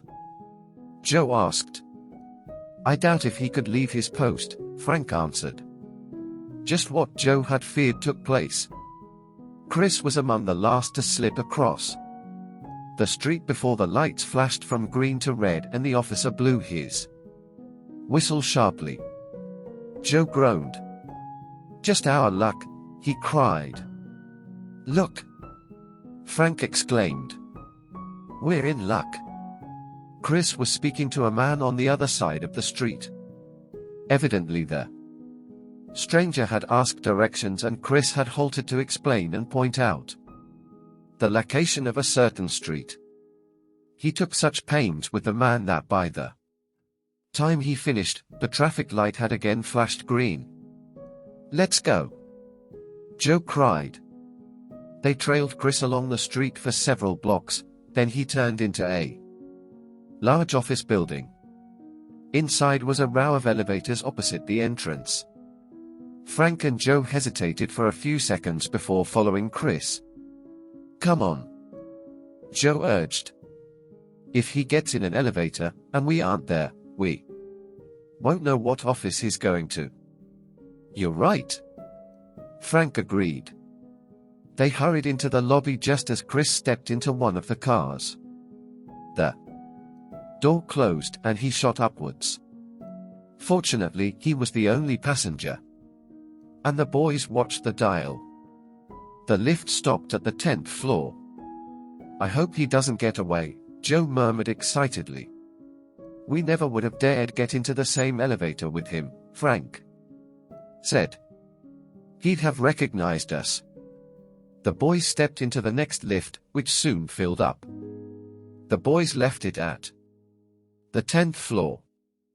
Each wondered if they could locate Chris in the maze of offices. Again luck was with them. As Frank and Joe looked down a corridor, Chris was just entering an office. Evidently, he had been delayed looking for his destination. The Hardys hurried to the door as it closed behind the suspect. It was a green-painted steel door with an open transom. The sign read, South African Importing Company. Wholesale only. I wonder what he's doing in there, Joe murmured. Frank put a finger to his lips. The sound of muffled voices could be heard from the office. Apparently Chris and the others inside were so far from the door that their conversation was indistinct. A moment later Chris's voice came loud and clear. He must be walking towards the outer door. We'd better scram, Frank advised. When he comes out, shall we grab him? Joe asked. Frank shook his head. If those are buddies of his in there, they may grab us. The boys scooted up the corridor and watched Chris over their shoulders. He did not notice Frank and Joe. The suspect was looking intently at some papers in his hand as he went to the elevators and pushed a button for an ascending car. He was going to a higher floor. "Shall we follow him?" Joe whispered. "Too risky. Let's go down and wait in the lobby, then take up the trail." Again. After Chris had gone up, the boys took a downlift. On the ground floor, they watched each descending elevator. After half an hour had passed, their patience was rewarded. Amid a carload of businessmen, they saw the burly form of the big blond man towering above all the others. "Come on," Frank whispered to Joe as Chris moved towards the street doors. Again the chase was resumed in the crowded street.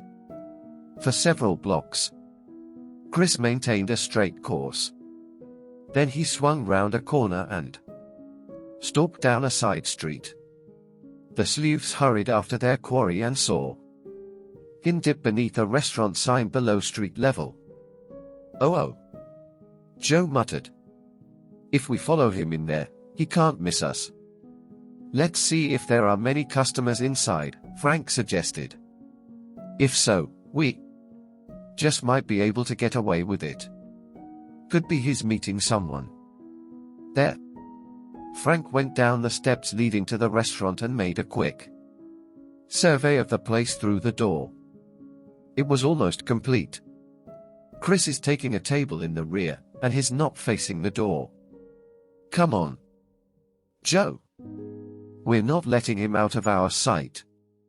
Boldly Frank and Joe entered the place. It was a cheap restaurant, with a row of booths along one side. The boys slipped quickly into one of the compartments.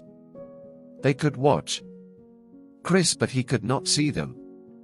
"This is a break," Joe whispered. An untidy-looking waiter came over and they gave their orders. After the boys had gone to the kitchen and put their money on the table. "There's enough to pay for a hotel room if we have to stay over, and a few more meals. We can't afford to hang around New York long," Joe remarked, eyeing their available cash. "I guess we'd better tell the police about Chris and forget trying to spot his buddies." Suddenly Frank sat bolt upright. "Chris is getting up from his table." "Leaping lizards!" Joe exclaimed. "He's heading right for us." Chapter 11. Discovered. Joe pretended to be searching for something he had dropped and quickly ducked his head underneath the table as the fair-haired man approached. Frank snatched up a menu and held it in front of his face. There was a tense moment as Chris drew nearer. To the boys' relief, he brushed past without noticing them and walked directly to the cashier's counter. The Hardys got ready to pursue him, but he only stopped to glance at a newspaper lying there, then returned to his table. "Phew, that was close," Joe murmured as he raised his head. "It sure was," Frank agreed.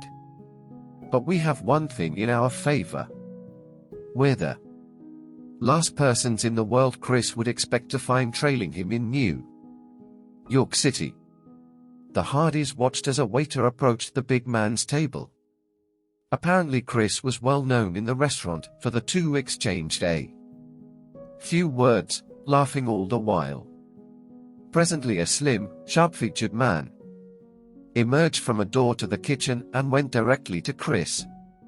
He sat down, then began to talk. "I think," Joe whispered, "it's time for some action. How about my going outside and looking for a policeman?" "Good idea, Joe. I have a feeling the man with Chris should be investigated, too. He may be one of the smugglers."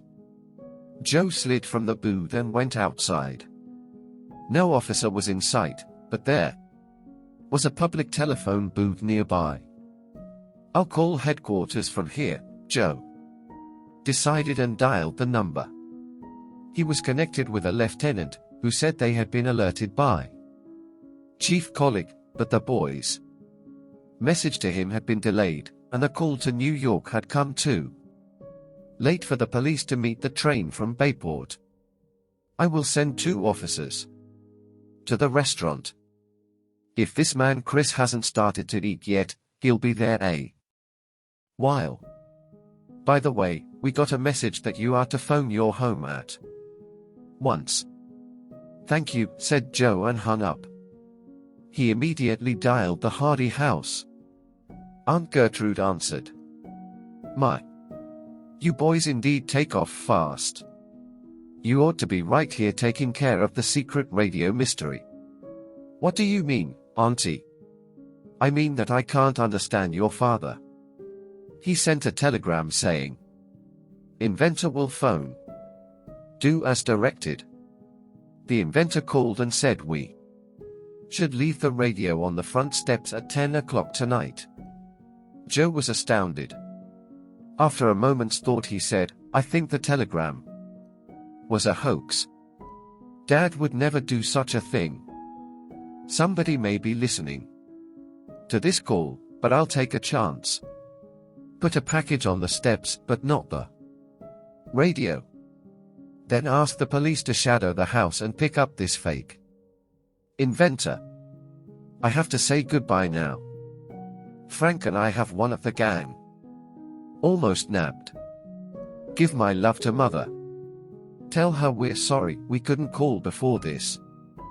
Joe returned to the restaurant and in whispers repeated his whole conversation. Frank nodded, then pointed to Chris's table. I heard that thin guy call him Chris, so we know for sure we're on the right track. The smuggler and his companion were busily engaged with pencil and paper. Chris seemed to be explaining something that did not please the other man, for he shook his head doubtfully and crossed out what Chris had already jotted down. I'd give anything to know what those 2 are talking about, Frank said in a low tone. So would I, Joe replied and started to eat. At that instant the boys' attention was diverted to a stocky man who had just entered the restaurant. He glanced in their direction, then made his way towards them. He planted himself in front of their table and glared at the Hardys. What's the idea of sitting at my table? He demanded. Your table? Frank asked in surprise. Yes. This is my table you're sitting at. You'd better clear out. There are many other tables, Frank retorted in a low voice. Sure. And you can have any one of them you want. Frank decided that nothing would be gained by arguing with the stranger. Both boys returned quietly to their meal and did not look up. Well, the man roared, you gonna move? As soon as we've finished our lunch, Joe snapped. You'll move now. This is my table you're sitting at, and I mean to have it. The young detectives were infuriated by the intrusion. Unknowingly, the man was putting them in a difficult position. If they stood up to walk to another table, Chris would surely spot them and might escape before the police arrived. They probably would be discovered if they remained where they were, since the incident was beginning to attract attention. Frank signaled a waiter standing nearby. What's the trouble, Mr. Melvin? He asked. These kids are sitting at my table, Melvin protested. Make them move. The waiter looked uneasy. I can't ask these young men to move, Mr. Melvin. They were here first. Ain't I a good customer of this restaurant? Yes, indeed. But there are plenty of other tables, sir. If you don't mind dash. I do mind. These boys can get out of here or I won't return to this restaurant again. Melvin shouted. Frank saw that Chris and his friend had turned and were looking in the Hardy's direction. At once Chris spoke to the sharp-featured man, who nodded. Then both darted towards the kitchen door and disappeared through it. Joe said to the waiter, "We're not afraid of this fellow, but we'll leave just to save trouble." The boys got up. Melvin, breathing defiance and declaring that no person could sit at his table and get away with it, promptly sat down in the seat Frank had just vacated. Joe dashed to the back of the restaurant and whirled into the kitchen. Chris and his friend were not in sight, but a back door was open and Joe assumed the men had ducked outside and up a delivery alley to the street. He hurried back into the restaurant. Frank had hastened to the cashier's desk and paid the boys' bill. Then he ran up the front steps and into the street. The police had not arrived. Joe joined his brother. "Chris left by the back door," he said. "He should be coming up that alley." When the two men did not appear, he added, "You stay here, Frank. I'll run down." Joe returned in a short time. "Come on," he cried, and explained that the alley joined another one that led to the busy street beyond. They followed it to the sidewalk, which was teeming with pedestrians. Chris was not in sight. "We've really lost him this time," Joe commented disgustingly. "I have an idea," Frank said. "Let's walk along this street in opposite directions for about 10 or 12 blocks. I'll head downtown, you uptown. There's a slight chance one of us might spot Chris." "But he might have gone across town," Joe argued. "You're right. But what have we to lose?" "Okay, Frank, I'm game. But there's just one hitch. If I should see Chris, how do I let you know, and vice versa?" Frank looked around and pointed to a public telephone booth. He walked over and jotted down the number. Rejoining his brother, he said, "We'll meet back here in half an hour. However, if one of us gets back and the other isn't here, I say stay by the phone and wait for a call." He handed Joe a copy of the number and took one himself. "Here's hoping," Joe declared with a grin as the boys went their separate ways. Frank walked along slowly, dividing his attention between weaving among pedestrians and searching for his quarry. When he had covered nearly 15 blocks, Frank decided to work his way back on the opposite side of the street. He stopped for a moment at an amusement arcade to watch the people playing the various coin-operated machines. As Frank was about to continue walking, his eyes widened in surprise. Towards the rear of the arcade, a big fair-haired man was engaged in conversation with three ominous-looking characters. Frank carefully edged his way inside the arcade for a better look. He was certain now. The man was Chris. Chapter 12. Tunnel Scare. Frank mingled with the crowd in the arcade and cautiously worked his way towards the spot where Chris and his companions were standing. He kept glancing towards the street, hoping a policeman would come along. Soon the young detective was close enough to overhear the men's conversation. "Sounds like you got in with a gang that's going places," declared one of Chris's companions. "How about talking to your boss and getting us in on the action?" "Sorry, but I can't help you guys," the fair-haired man answered. "The big boss has all the men he needs. Keep us in mind if anything comes up," one of the trio chimed in. Just then a man who had been playing one of the game machines beside Frank shouted, "Wheel, I've won 10 in a row. I must have broke some kind of record." The outburst caused Chris and his friends to look in the man's direction and therefore right at Frank. The boy turned quickly and gazed into one of the coin-operated machines. In its highly polished surface he could see Chris's reflection. "He must have recognized me," Frank thought, noting a look of surprise on the smuggler's face. Frank watched as the fair-haired man whispered something to his friends, then left for the street, determined not to let the big man out of his sight, and to contact the first police officer he met. The young detective started off in pursuit. To his dismay, Chris's 3 companions intercepted him at the entrance. "Where do you think you're going, kid?" one of them growled. Another said, "We don't like the idea of our pal being shadowed." "Get out of my way," Frank demanded. One man stepped behind the youth. The other 2 each grabbed an arm and led him out of the arcade. "We're going for a little walk," one of them snarled, "and if you make one sound, it'll be curtains for you." Frank was forced to walk about half a block, then he was led into a dark, narrow alley. "You need to be taught a lesson, kid," the man behind Frank said. "We don't like snoopers." Frank was in a desperate situation, but he did not panic.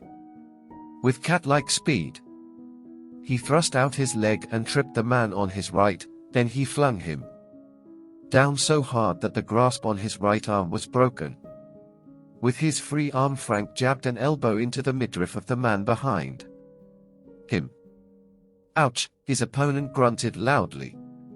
The third man, who still had a firm grip on Frank's left arm, could not dodge the boy's blow. It caught him on the chin, and he crumpled to the ground. Frank had only a second to collect his wits.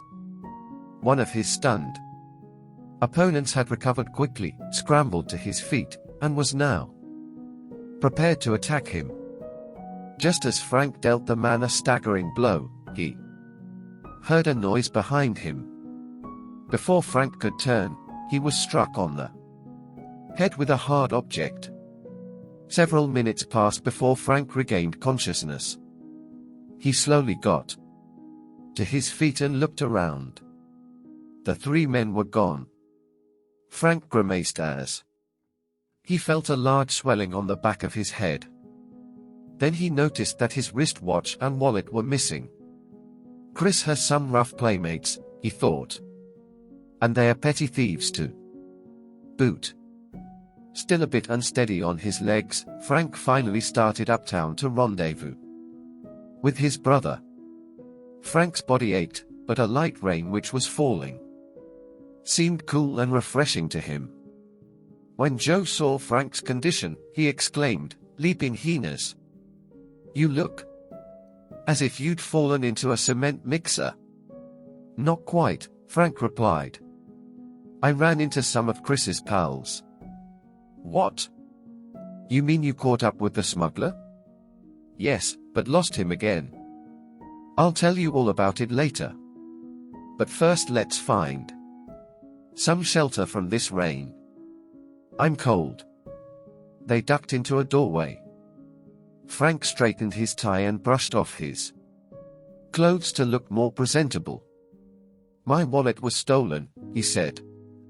"How much money do you have left?" Joe dug into his pockets. "Exactly $6.37. "I'm starved," Frank announced. "And we'll need most of that to get a good meal. Anyway, it's not enough for our fare back home. Let's find a restaurant and a phone. We can call Mother and let her know what has happened so far. Hope she can wire us some money." The rain lessened and the boys hurried along the street searching for an eating place. They examined the menus posted in the windows of several restaurants, hoping to find one that would not exceed their budget. "Here's a possibility," Joe said. "The menu looks good and the prices are reasonable." The boys entered the restaurant and sat down. Shortly a waiter walked over to them. He eyed Frank's rumpled clothes and the man's manner became abrupt. The Hardys had already selected a dinner listed on the window menu and ordered immediately. "I feel he's in a hurry to get rid of us." Joe grinned as the waiter walked off. "Did you see how he stared at me when he came over?" Frank laughed. I admit I look a little shabby. He probably thinks we're not going to pay our bill. After finishing dessert, Frank rose. Give me some change and I'll place a call home, he told Joe. Meanwhile, you take care of the bill. Locating a phone booth at the rear of the restaurant, the young detective deposited the coin and dialed the operator. I'm sorry, said a feminine voice when Frank tried to make a collect call to Bayport. Violent storms up there have temporarily affected the service. I suggest you try again in about an hour. Disappointed, Frank returned to the table. To his surprise, Joe was involved in an argument with their waiter. What's wrong? Frank asked. There seems to be a misunderstanding about our check, Joe declared. It's almost double the amount listed on the menu we saw in the window. I already told you, the waiter growled. Those prices are good only up to 3 o'clock. After that, you pay more. I'll say you do, Joe retorted. But how were we supposed to know? The waiter picked up a copy of the menu the boys had seen in the window and thrust it at them. Can't you read? He pointed to a line of fine print at the bottom of the menu. This management reserves the privilege to change listed menu prices after 3 p.m. Wow. You almost need a magnifying glass to read it. Joe snapped. Don't try to squirm out of this, the waiter said harshly. I had you kids sized up the minute you walked in here. I'm going to get the manager. The waiter reappeared shortly with a short, stocky man wearing a dark suit and a bow tie. I hear you boys can't pay your bill, he said. Joe started to explain. We can pay you half of it now and we don't sell meals on the installment plan, the manager stated tersely. Give us a little time, Frank pleaded. Just as soon as we can get a call through to our home, we'll have some money wired. A lot of good that will do me, the manager answered. Suddenly his expression clanged. His face broke into a wide grin. Tell you what, I need a couple of dishwashers right now. Each of you work for 3 hours and I'll call it square. You keep your money. The Hardys were reluctant, but being short on funds, with no place to go and unable to get through to Mrs. Hardy yet, they agreed. After working a while, Joe said in disgust, a couple of private detectives end up in New York as kitchen police. I wouldn't complain too much, Frank said, grinning.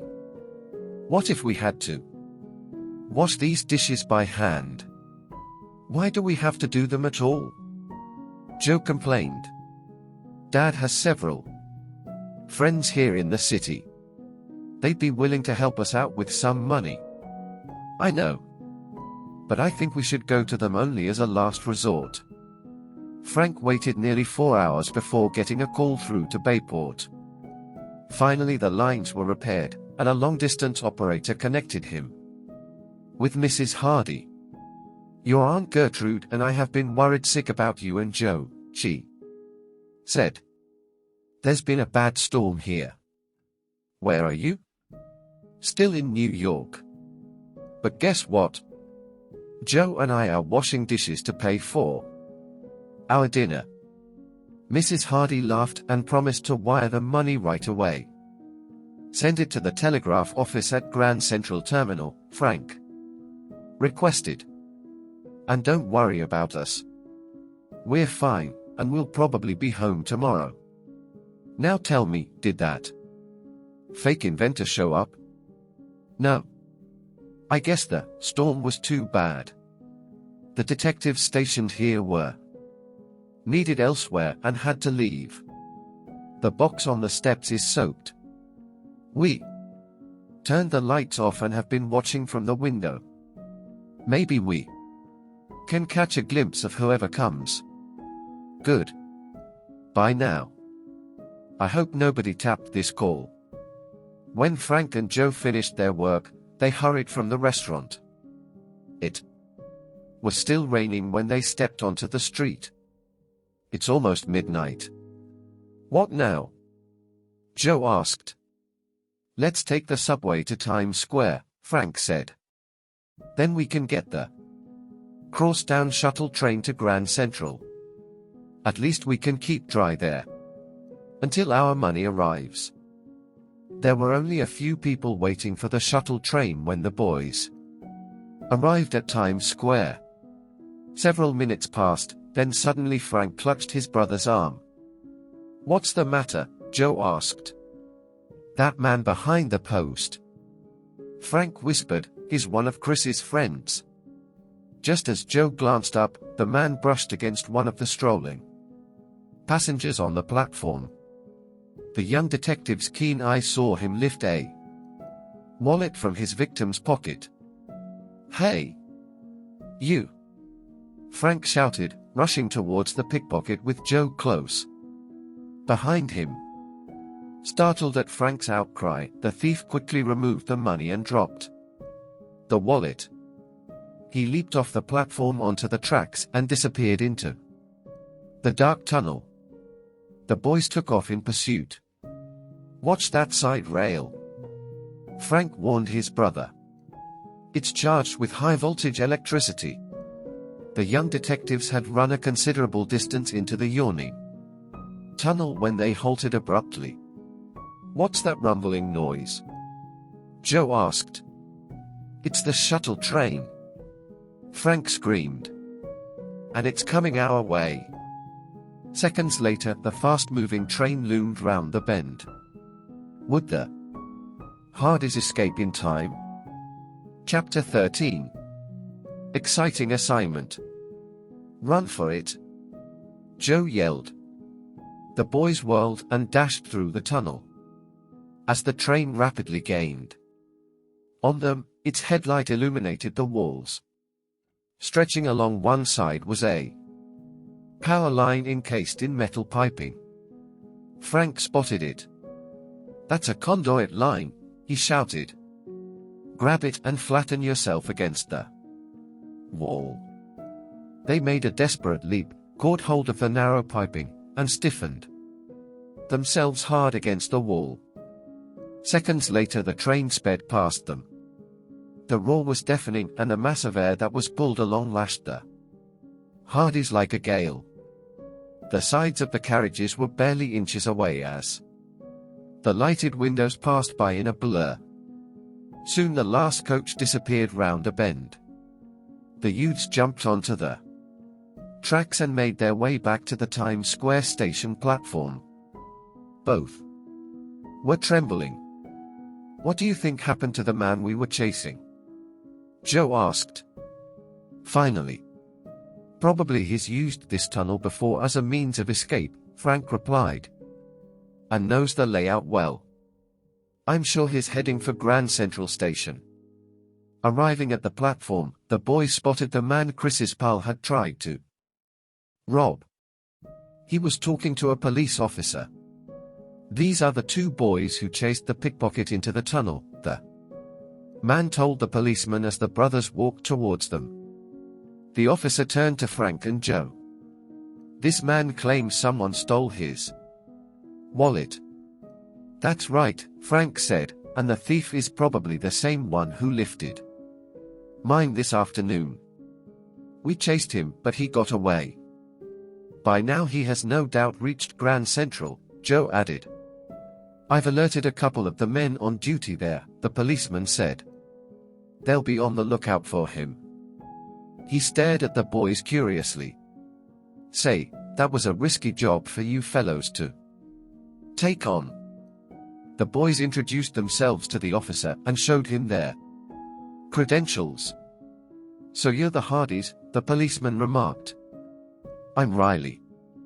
Your father's name is something of a legend round the department. Dad is a great detective, Joe said proudly. At the officer's request, the boys gave him a description of the pickpocket. Riley then took the name and address of the man who had been robbed. Shortly the next train arrived and the Hardys stepped aboard. When they got off at Grand Central Station, Frank and Joe noticed a commotion at the far end of the platform. A group of spectators had assembled. "Let's see what's going on," Frank suggested. As the boys walked forward, Joe's eyes widened. "Hey, look," he yelled. "There's the pickpocket we chased." "Two policemen are questioning him," Frank observed. "That was quick work. They must have nabbed film coming out of the tunnel." The boys pressed their way through the spectators. "I ain't done nothing," they heard the pickpocket snarl. "That's not true," Joe declared. "He tried to steal a man's wallet. My brother. And I saw the whole thing. And I suspect he took mine and is a pal of some smugglers," Frank added. "Who are you?" one of the policemen asked. The boys identified themselves once more, then related the incident at the Times Square station. One of the officers nodded. "We were alerted to be on the lookout for this guy. We know all about him," the second policeman said. "His name is Torchy. Merks. Has 2 convictions for petty theft. We had reports of a pickpocket that looks like him working the subways recently." "You're crazy," Merks growled. "I'm being framed." "We'll see about that." The officers requested the boys to accompany them. At the police station, Merks was marched off to the interrogation room. A few minutes later a tall, muscular, square-jawed man emerged from the squad room. He walked directly to the Hardys and extended his hand in greeting. "One of the officers has just told me that you're the sons of Fenton Hardy," he said. "That's right. It's a pleasure to meet you. I'm Detective Lieutenant Dixon. Just before your father left the department, I joined the force as a rookie. A great detective. Come into my office." The youths were ushered into a small but comfortable office, where Dixon offered them chairs and seated himself behind his desk. "I hear you fellows had a scrap with Torchy Merks," he said. "Slippery character. Tell me, what brings the famous Hardys to New York City?" The boys related their experiences of the past 2 weeks, ending with an account of how they had trailed the smuggler-kidnapper Chris to New York. Lieutenant Dixon sat thoughtfully for several moments. "That's strange," he mumbled to himself. "What is?" Joe inquired curiously. "It might be just a coincidence," Dixon muttered. Then again. The boys watched with interest as the lieutenant thumbed through his private list of telephone numbers. "An FBI agent I know, named Emery Keith, dropped into my office a couple of days ago and told me about 2 suspects his office wants for questioning. From his description of the men, one of them sounds like this. Big blonde fellow Chris. Of course our men have been on the lookout, but I'd like Keith to hear your story." 20 minutes later 2 neatly dressed men arrived at the lieutenant's office. "I'm Agent Keith," the tall, light-haired one said to the Hardys. Then he introduced his shorter, dark-haired companion. "And this is my assistant, George Mallet. I've heard a lot about your father. Some of our agents have worked with him." After the formalities, they all sat down to discuss the case. Frank and Joe told their story about the kidnapping and smuggling. Keith muttered. "Interesting lead." The agent eyed the Hardys for a moment before speaking again. "Does the name Taffy Ma ring a bell with you fellows?" he asked. "I'm afraid not," Frank replied. "Taffy Ma," Keith said, "is one of the slickest crooks in the country. His the leader of the smuggling ring, and I suspect is the boss of Shorty, Chris. And they're pals. Ma is young, the innocent-looking type, but as clever and cold-blooded a crook as you'll ever come up against. What else can you tell us about his looks? Frank asked. Not much. Taffy is slender, of average height, and uses a lot of disguises. So we're not exactly sure what he does look like. One of our men did spot a triangular scar on Ma's left forearm. No doubt he's self-conscious about this identification, and he usually wears long sleeves. Taffy came from the West Coast a few months ago and organized a gang. Keith went on. The group's been flooding the country with smuggled diamonds. It's so bad that the Jewelers Association offers a sizable reward to anyone who can trip up Ma. As for me, I'd give a year's salary to put him in prison. Joe volunteered the information that the gang also smuggled electronic equipment, and added, "Have you any leads on Ma's whereabouts?" "The last report shows he was here in New York," the agent answered. Before that, it was Florida, then Virginia, Connecticut, New Jersey, and the Carolinas. "He certainly gets around," Frank commented. "Apparently he's confining his operations now to the East Coast," Keith said. "But the problem is where? He has dropped out of sight completely." "How long do you two plan to be in New York?" Keith asked the Hardys. "Not much longer," Joe said. "We called home for money, and it should be at the Grand Central Telegraph office by now. We plan to take the first train back to Bayport." "Tell you what," Keith said. "Why not let us put you at a hotel at our expense tonight? Then you can catch the morning train. I'd like to have breakfast with you fellows and discuss the possibility of your working with us. But I'll have to talk with my chief first." Frank and Joe were excited at this prospect and quickly consented. Lieutenant Danson drove them to Grand Central, where they found their money waiting, then went to a nearby hotel. Completely exhausted, Frank and Joe were sound asleep within minutes. Early the following day, they met Keith in the hotel restaurant and enjoyed a sausage, wheat cakes, and fruit breakfast. Then the agent reviewed the facts on Ma and his gang. "I realize our information is sketchy," the agent said. "But you've given us some good leads, and maybe you can dig up a few more." "We'll certainly try," Frank said. "I'd like you fellows to be on the lookout for Ma in the Bayport area. The same goes for Chris. He may turn up there again, perhaps to meet Ma, if they are in the same racket. You can count on us," Joe said eagerly. Keith reached into his pocket and took out a small business card. On the back he jotted down a series of digits. "I suggest you memorize this telephone number," he said.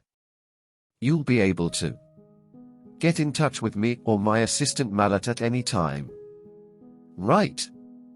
The Hardys repeated the digits several times until both were sure they would not forget them. Frank telephoned to check the trains and learned that one would depart for Bayport within half an hour.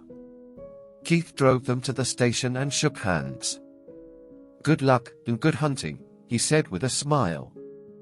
"I can assure you that the entire bureau will be grateful for whatever help you can give it." When the boys arrived home, Joe jokingly stuck out his chest and said to Mrs. Hardy and Aunt Gertrude, "Meet a few federal men." "Whatever do you mean?" his mother asked. Frank told of Keith's request and the women smiled. "It's a big assignment," Mrs. Hardy remarked, and Aunt Gertrude added, "You'd better watch your step. This Ma fellow sounds pretty dangerous for you to tackle." "Now tell us," Joe requested, changing the subject, "about that fake inventor." Did the mysterious caller ever come for the box with the secret radio in it? Yes, their mother replied. Was he caught?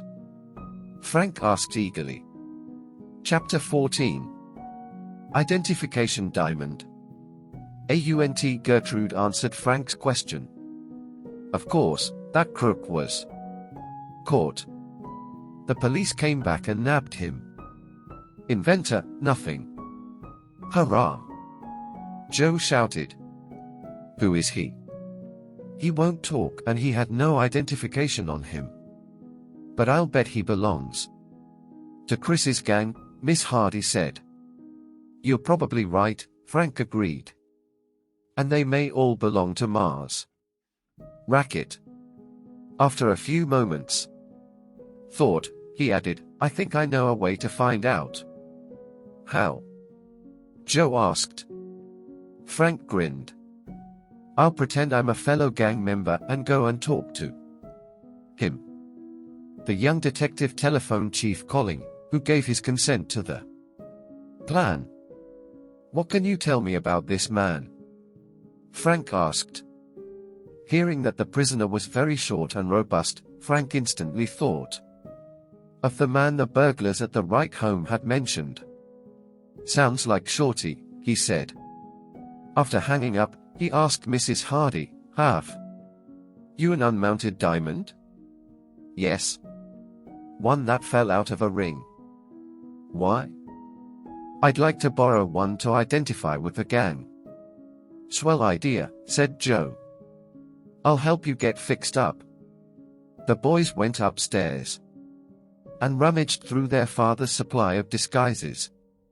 When Frank emerged from the house, his best friends would not have recognized him. He wore a long-cut wig, beard, tight-fitting slacks, and a turtleneck sweater. He rode off on his motorcycle, and on purpose went past the cell block. As prearranged, Chief Collig met him at the entrance to headquarters and escorted Frank to the prisoner, who looked idly through the bars. Friend of yours to see you, said the chief. Maybe he can persuade you to unbutton your lips. Frank gazed through the bars. Like nothing, I will, he whispered to the prisoner in a demanding voice as soon as Collig had moved off. Hi, Shorty. I'm sorry the cops got ya. But you didn't tell them nothing, did ya? No. Frank was jubilant. He had scored 1 point. The man's nickname was Shorty. Did ya hear my new motorcycle? He asked. Yeah, I heard it, Shorty answered. What do you pay for it with? Frank pulled the diamond from his pocket. With some ODs. Shorty seemed impressed. Say, what's your name? Frank assumed an air of annoyance. Ain't Taffy told you about me yet? No. The young detective's heart was thumping with excitement as he said, names. Youngster. I got a bonus on the last haul. Just joined up with Ma, when? Smack. I run into the toughest setup. Apparently convinced by Frank's story, Shorty said, I was looking for some chips, too. But Ma'll probably have me rubbed out for getting in here. Did the cops take the Hardy's package from ya? Frank asked. Yeah. Before I could open it. How'd you like me to lift it? I could do it easy, Frank boasted. From the cops? Shorty asked, astonished. No. The Hardys. The chief give it back to M. Shorty's thin lips broke into a smile. Then Taffy'll think I didn't bungle. After all? His face clouded again, however. Lessen ya double-cross me. He added. I won't squeal, Frank said. I'll tell Ma ya give it to me to deliver. Say. Where's he holding up now? I seen him in New York and he told me to come here and wait till I heard from him. Guess he's still at Bickford's, Shorty answered, and added with a smirk. Best place to hide out with a wad o' rocks. At that moment a voice called, "Time's up for visitors." A guard came in Frank's direction. "Okay, but don't rush me," the elated boy said in a stern voice. He swaggered out of the police station and walked towards his motorcycle. What should he do now? Divulge the information to colleague at once and have the police pick up Taffy. Ma. I'll call him, anyway, Frank decided, and he can notify Keith.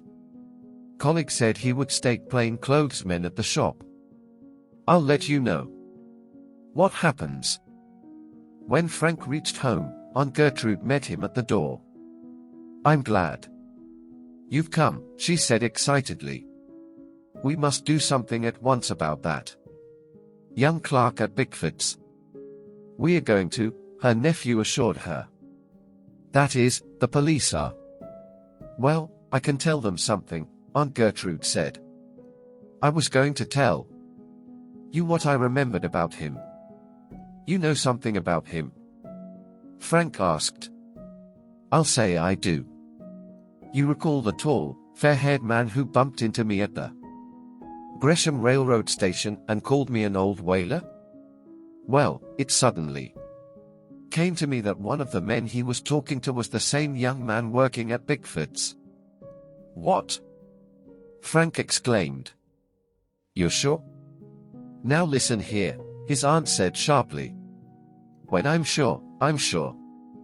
Auntie, this is great news, Frank exclaimed. Her announcement changed the whole scheme of attack. Does Joe know about this and where is he? Frank asked. He hasn't heard my story because I just remembered. Joe went here. He comes now. As Joe came in, he asked, Frank, how did you make out? Great. Listen. Taffy Ma is working at Bickford's. No kidding? It's straight. I got the tip from Shorty, the prisoner, Frank answered. And listen to this. Aunt Gertrude saw Ma with Chris in Gresham.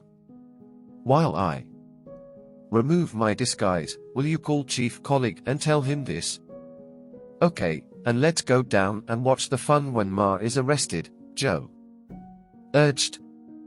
It took Frank only 5 minutes to take off his costume and makeup. Since Mrs. Hardy and Aunt Gertrude planned to leave the house, Joe put Mr. Wright's invention in the tire well of the boy's car. Then he and Frank rode downtown in the convertible. When they reached Bickford's, a good-sized crowd was in front of the jewelry store. What's going on? Joe asked a bystander. Don't know. An attempted hold-up, I guess. Police arrived and circled the building. We've been waiting for them to bring somebody out. A siren began to wail and seconds later an ambulance raced up the street. It stopped in front of the jewelry store. A hush fell over the crowd while waiting for the victim to be brought out. Would it be Taffy Ma, or a policeman who had gone in to arrest him, or would it be the shop owner? A stretcher was carried in and a little later it was brought out bearing a man. His eyes were closed and his face ghostly white. It's Mr. Bickford, Joe exclaimed. Instantly the boys pushed through the crowd and rushed up to an officer just emerging from the store. He knew the Hardys and beckoned to them. We were just a little too late arriving to catch Ma, he said. Ma must have attacked Mr. Bickford and cleaned the place out before he skipped. A complete haul, you mean? Joe asked. Took everything. How bad is Mr. Bickford? Frank inquired. The officer shrugged. He's unconscious and his pulse is weak. Joe spat angrily. If I get my hands on Ma, I'll.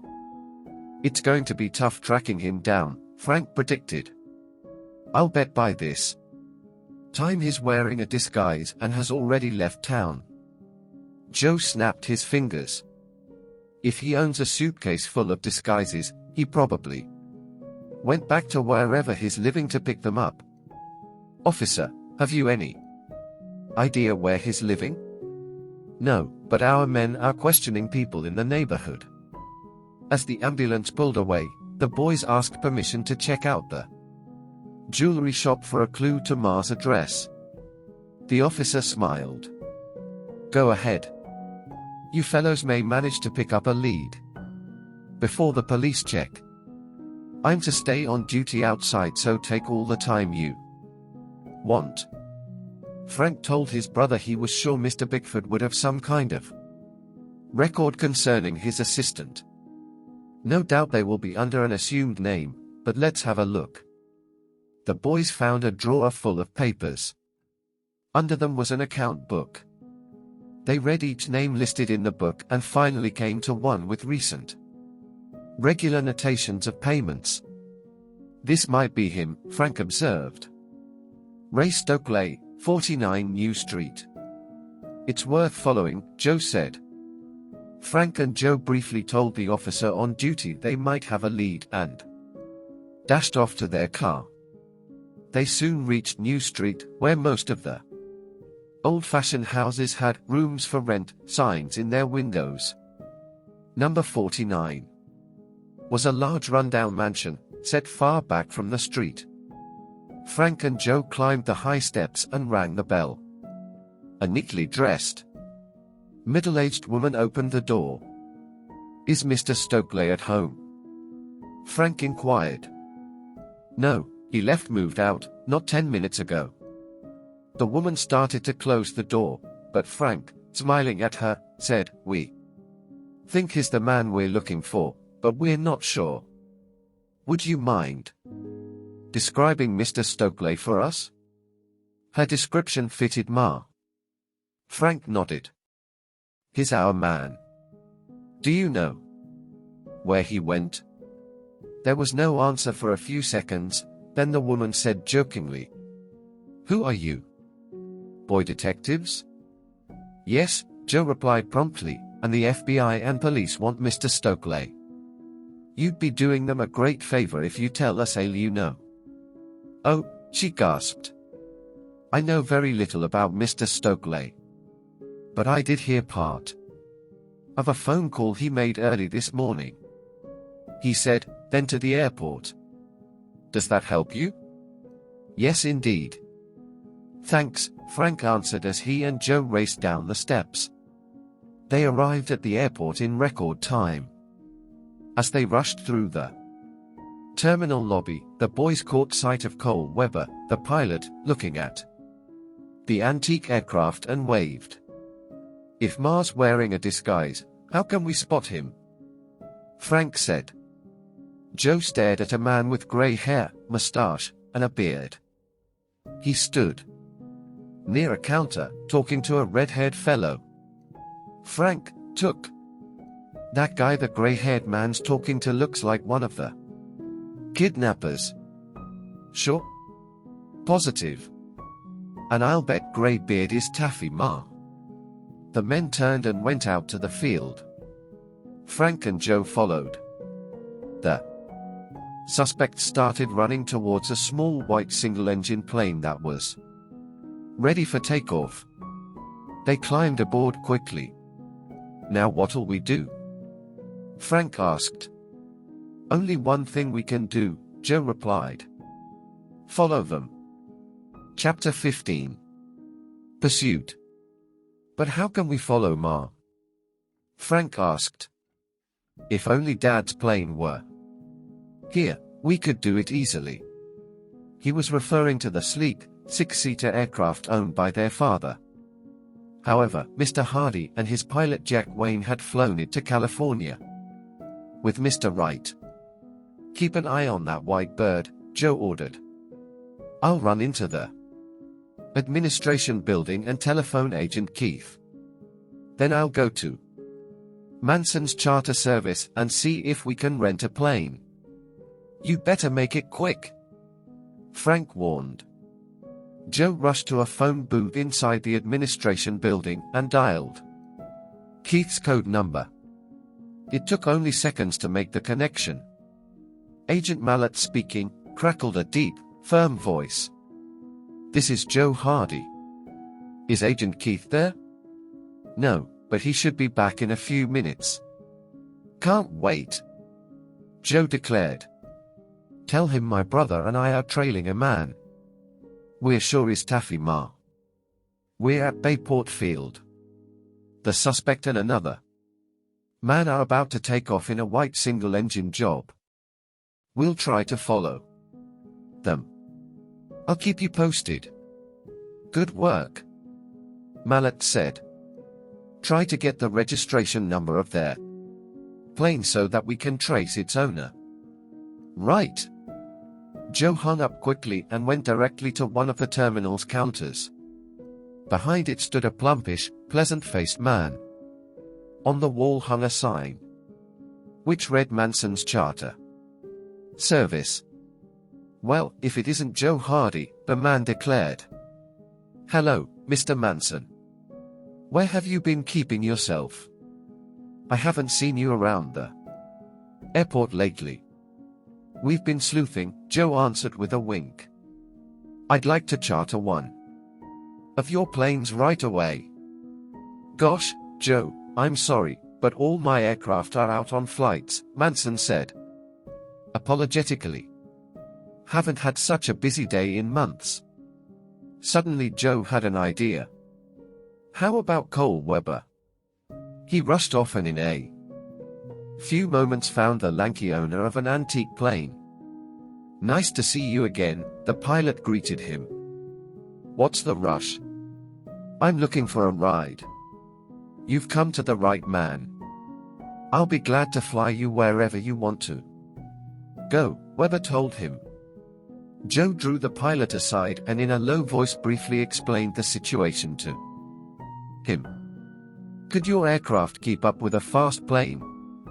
Frank rushed into the lobby. Ma and his friend are getting ready to take off, he exclaimed. His brother and Weber followed Joe to a window overlooking the field. They spotted the small, single-engine plane taxiing to the active runway for takeoff. Frank jotted down the registration number. Is this the one you want to follow? Weber commented. That type isn't too fast. I'm sure I could keep up with it. Great, said Frank. We'll have to make it snappy, Joe urged. Maybe not, Weber answered. There's a long line of planes waiting for takeoff clearance. It'll be at least 10 minutes before those men can clear ground. That'll give me time to telephone the control tower. Since my plane is not equipped with radio, they'll have to okay me for takeoff by flashing a green light. Frank said, how about warning the control tower not to let Ma take off? Weber looked surprised. Are you completely sure that one of those passengers is Ma? He asked. Well, no, we're not, Joe confessed. Then I think we'd better not make such a request, the pilot advised. All of us might get into trouble. The boys nodded and Joe said, we'll just make a chase of it. Weber went off but soon returned. Everything's set, he said. And we're in luck. The control tower boys will let us take off from the grass shoulder of runway 6. It means we won't have to wait in line for clearance. Chances are we'll be off the ground ahead of your friends. The Hardys followed the pilot to his orange and white biplane. He drew 3 parachutes from the baggage compartment and instructed Frank and Joe to put them on while he fastened his own. Climb aboard, he said. The boys seated themselves side by side in the front cockpit. Weber signaled a mechanic to help start the engine, then jumped into the rear cockpit. Brakes on. Contact, the mechanic shouted. Brakes on. Contact. Weber replied. With a single whirl of the propeller, the engine roared to life. The boys were so thrilled by the chance to fly in an old biplane that for a moment they had almost dismissed Taffy Ma from their minds. Webber began to glide his wooden fabric craft down the runway. Nearing runway 6, he veered onto the grass shoulder which paralleled it. "All set," the boys heard him shout over the sound of the engine. "All set," Frank and Joe answered. Their pilot pivoted the craft round and pointed its nose into the wind. Shortly a bright disk of green light beamed from the control tower. The engine emitted a loud, steady roar as Webber advanced the throttle. The plane bounced across the grass surface, then cleared it. Frank looked down and spotted Ma's craft just taxiing into position for takeoff. After reaching a couple of thousand feet, Webber circled the airport.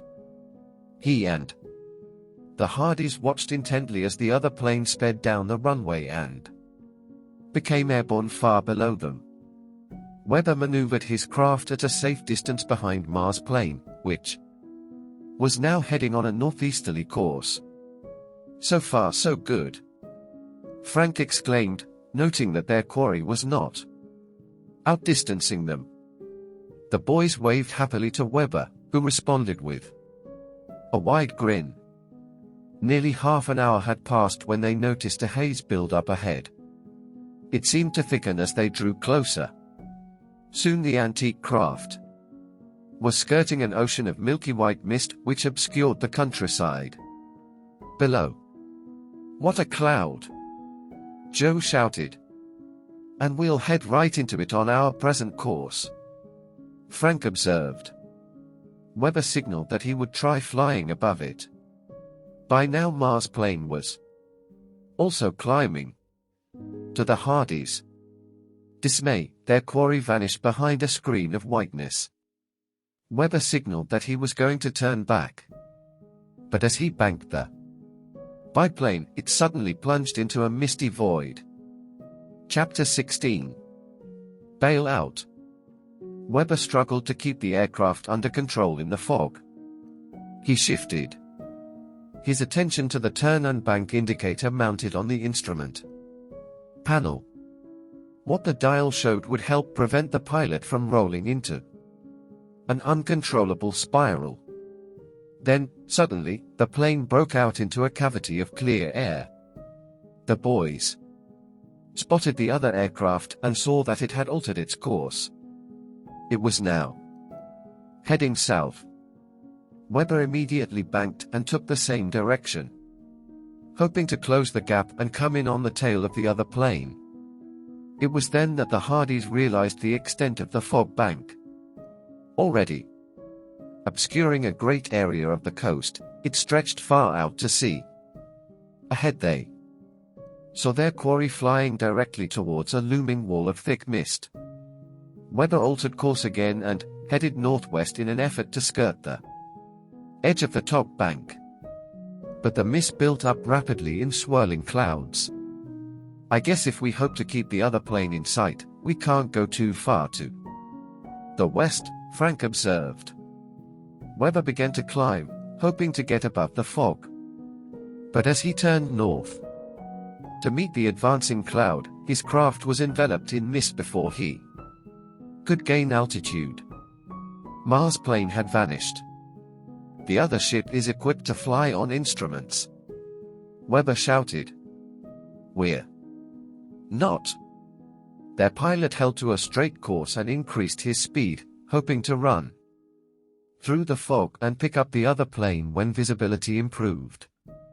The great bank of mist evidently extended over a greater area than he had first supposed. Minutes ticked by and still the opaque grayness persisted. Frank and Joe turned to watch the pilot. Webber was peering at the instrument panel. "At least we're flying straight and level," he announced. Frank and Joe tried to remain calm, but inwardly they were worried their craft might ram another plane at any moment. Webber continued on into the limitless white wall. Not a glimpse of blue sky. Not a patch of earth to be seen. "I guess we've lost Ma for sure," Joe remarked. Yes, Frank agreed. His voice showed his disappointment. Suddenly the roar of the engine stopped. The only sound was the hum of the rigging. The nose of the plane dropped sharply and the craft went into a dive. The engine stopped. Joe yelled.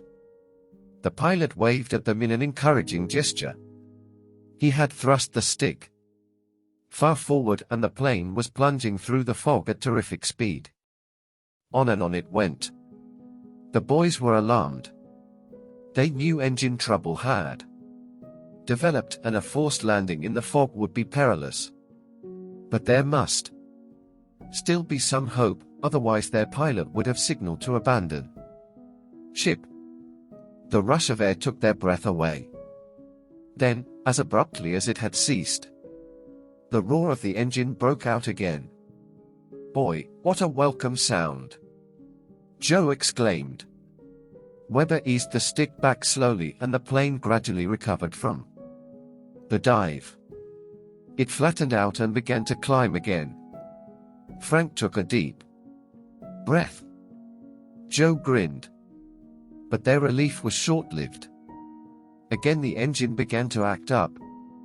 It spluttered, balked, misfired, and picked up again. No longer was it throbbing with its previous regularity. The boys looked back at the pilot's anxious face. They all knew a blind landing could be disastrous. For a moment the Hardys stiffened as the engine died, then coughed once more. Carburetor ice, I'll bet, Frank said to himself. The plane they had been pursuing was forgotten. Their whole concern now was safety, to escape the grey blanket. If only they could sight ground to attempt a forced landing. Frank felt for the harness of his parachute. We may have to jump, he thought, not relishing the prospect. To leap from a crippled plane, with fog blanketing the earth below, was an experience he could do without. Joe was alarmed too. If only the fog would lift. The pilot was desperately trying to revive the engine's old steady clamor. But it was useless. The engine stopped again. The nose of the machine dropped and the plane repeated a long, swift dive. It straightened out, banked, then dived again at screaming speed. Coming out of the second dive, the nose rose abruptly. They all waited for the reassuring catch of the engine, but it remained mute. The speed gained in the dive steadily decreased as the craft soared upwards in a steep climb. Then it fell off on one wing and went into a descending spiral. I have a feeling we're going in circles, Joe shouted to his brother. I think Webber is becoming disoriented. We're sunk? Webber yelled at the boys. You'll have to take to the chutes. Jump, Joe shouted. The man nodded. The engine is done for. Choked up.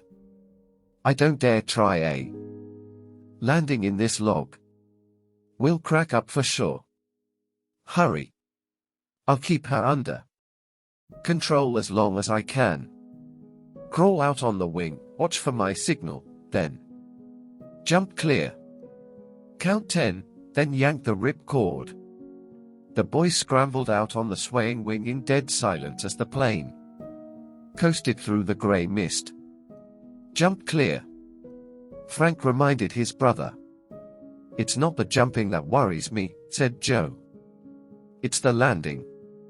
The boys knew they had no control over their direction and no idea of what lay beneath. They might be plunging directly towards a lake or into a city street. Frank and Joe clung for a moment out on the wing, their eyes on the pilot. Webber raised his hand, then brought it down sharply. Jump! Frank went first since the parachutes could quickly become entangled if the boys jumped together. He leaped away from the swaying plane and plummeted through the fog. Then Joe followed suit. Twisting and turning through the air, the boys plunged towards the earth. Desperately, Frank groped for the ripcord. It eluded his grasp. Sudden panic gripped him.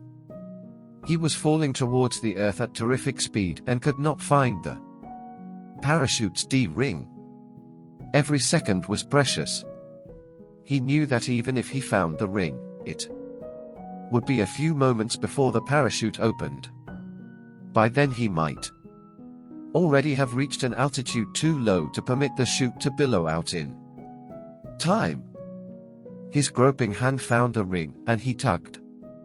Nothing happened. He was still tumbling through the clouds of mist. About to give up hope, Frank heard a crackling sound above him. There was a sudden jerk as though a gigantic hand had grabbed him, and he found himself floating gently through space. Through the wreaths of mist he glimpsed another object.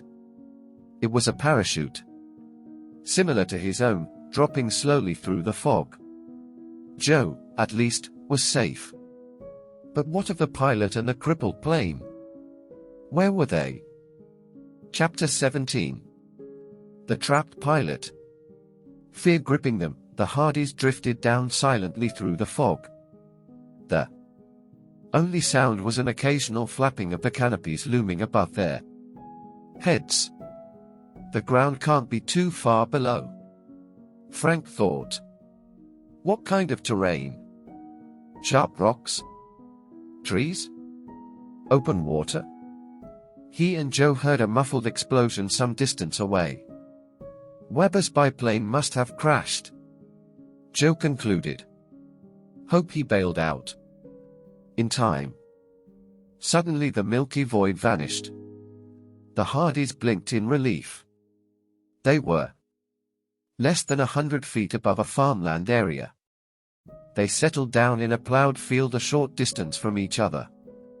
Frank tumbled across the soft ground a couple of times, then hauled in a section of shroud lines to spill the air from the canopy of his chute. "You all right?" he shouted to Joe, throwing off his harness and running towards him. "I'm okay. That was wild. But I wouldn't want to do it again under the same conditions." Frank pointed to a plume of smoke rising behind a hill about half a mile away. "That must be the explosion," he yelled. "Let's see if it's Weber's plane." They raced towards the spot. In a few minutes, they came to a charred, twisted mass of wreckage. A pool of oil still burned. "At least Weber wasn't in the reek," said Joe. "But where is he?" At that instant the pilot called out to them. "Hey, fellows," he shouted. "Give me a hand." The voice seemed to come from a small clump of trees located about 500 feet away. When the boys reached it, they saw Weber dangling in his harness high among some branches. "Are you hurt?" Joe asked with concern.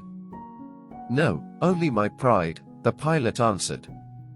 "I'm supposed to be an expert at handling a parachute.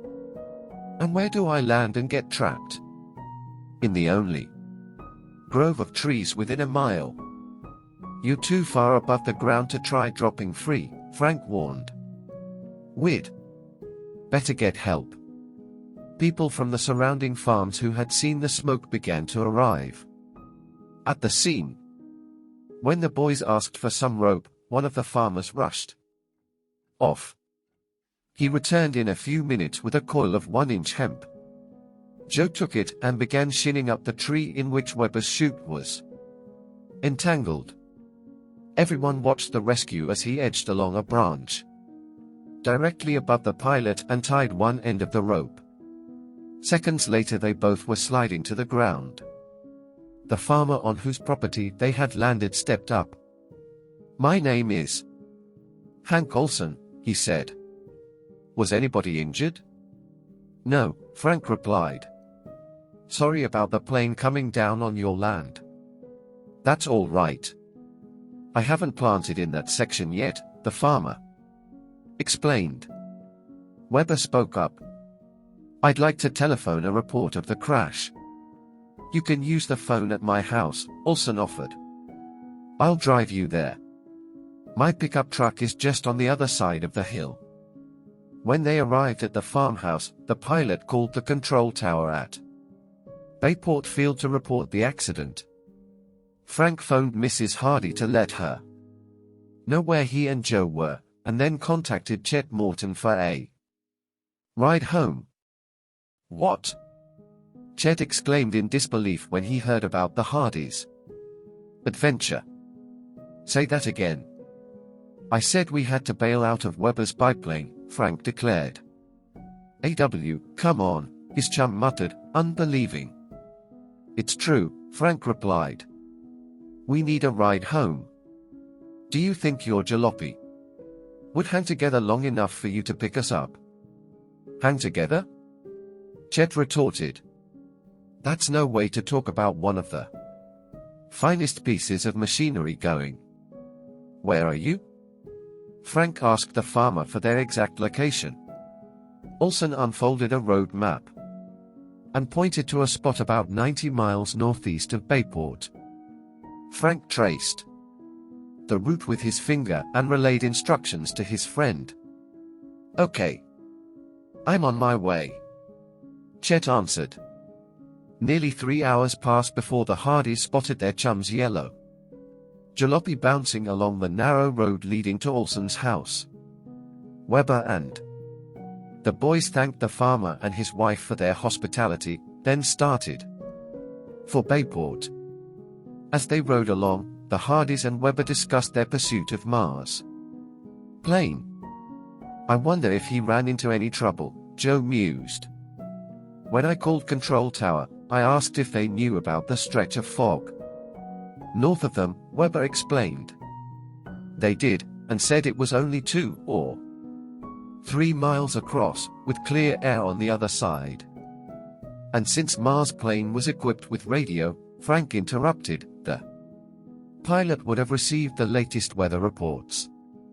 He knew he could fly through the fog bank and be in the clear again within a few minutes. "Do you think Ma knew he was being followed?" Joe asked. "My guess is that he didn't," Webber said. "At least his pilot wasn't attempting any evasive action." "Sorry about your plane," Joe said sympathetically. "It was a great ship," Webber declared sadly. "But I have enough parts to rebuild another one." "That's some consolation." Chet dropped Webber and the Hardys off at Bayport Field, where the pilot made arrangements to fly home.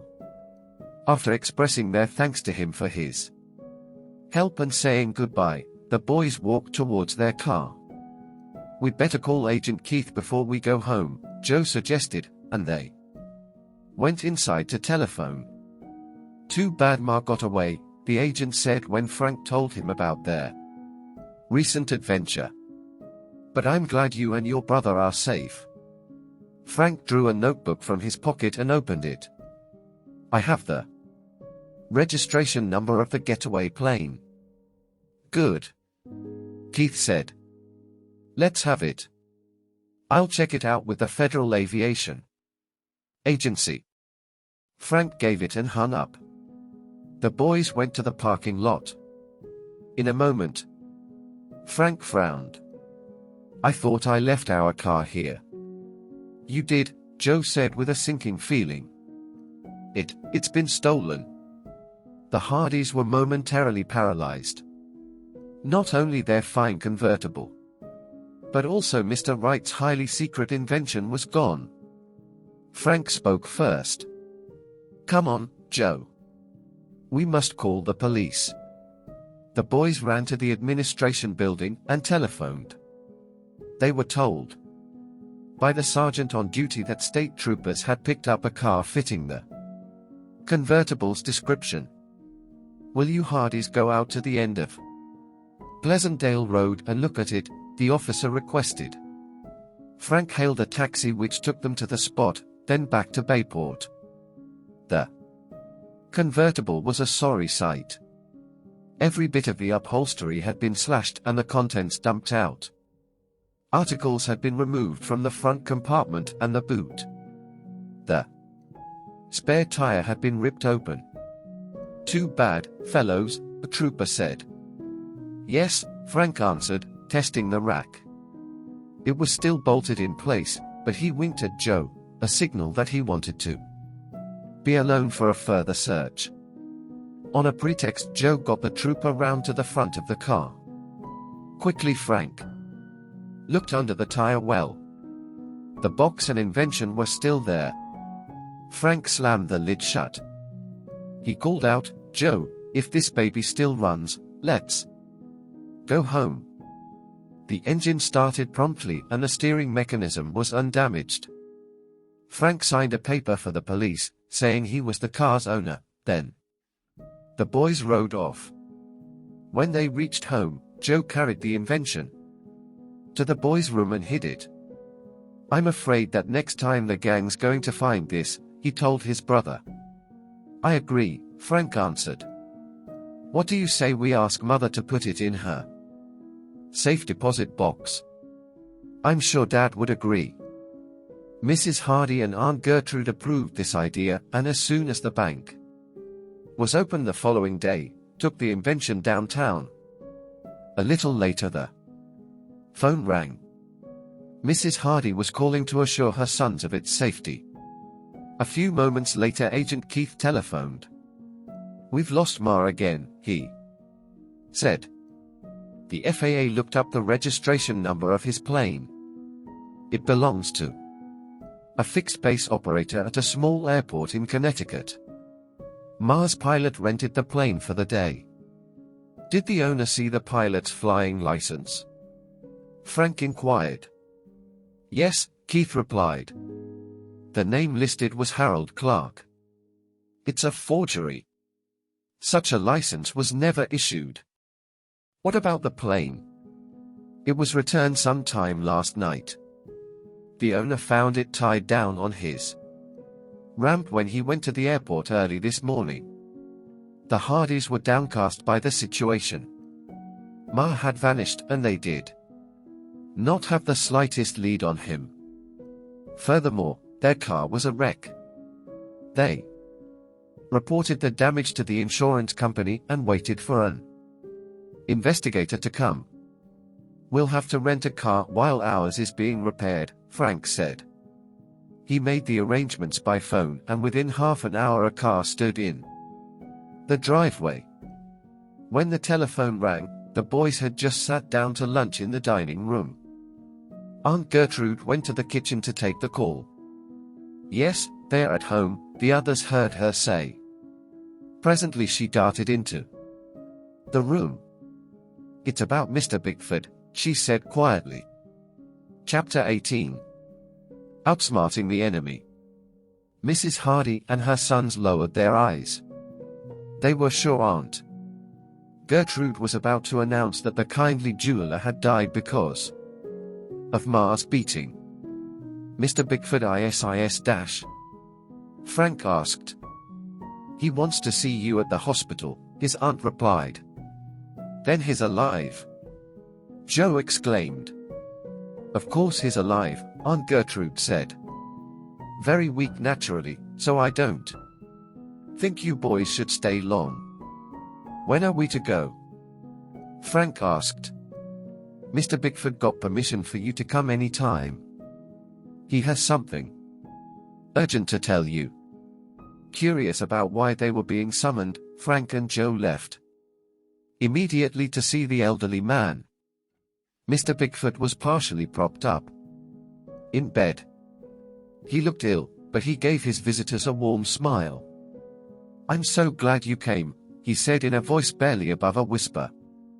"The doctor said a 10-minute visit, so I'll get right down to business. Sit down, please. I feel it my duty to warn you boys." "Warn us?" Frank asked. "About what?" "That assistant who slugged me and his pals are determined to get you," Bickford answered.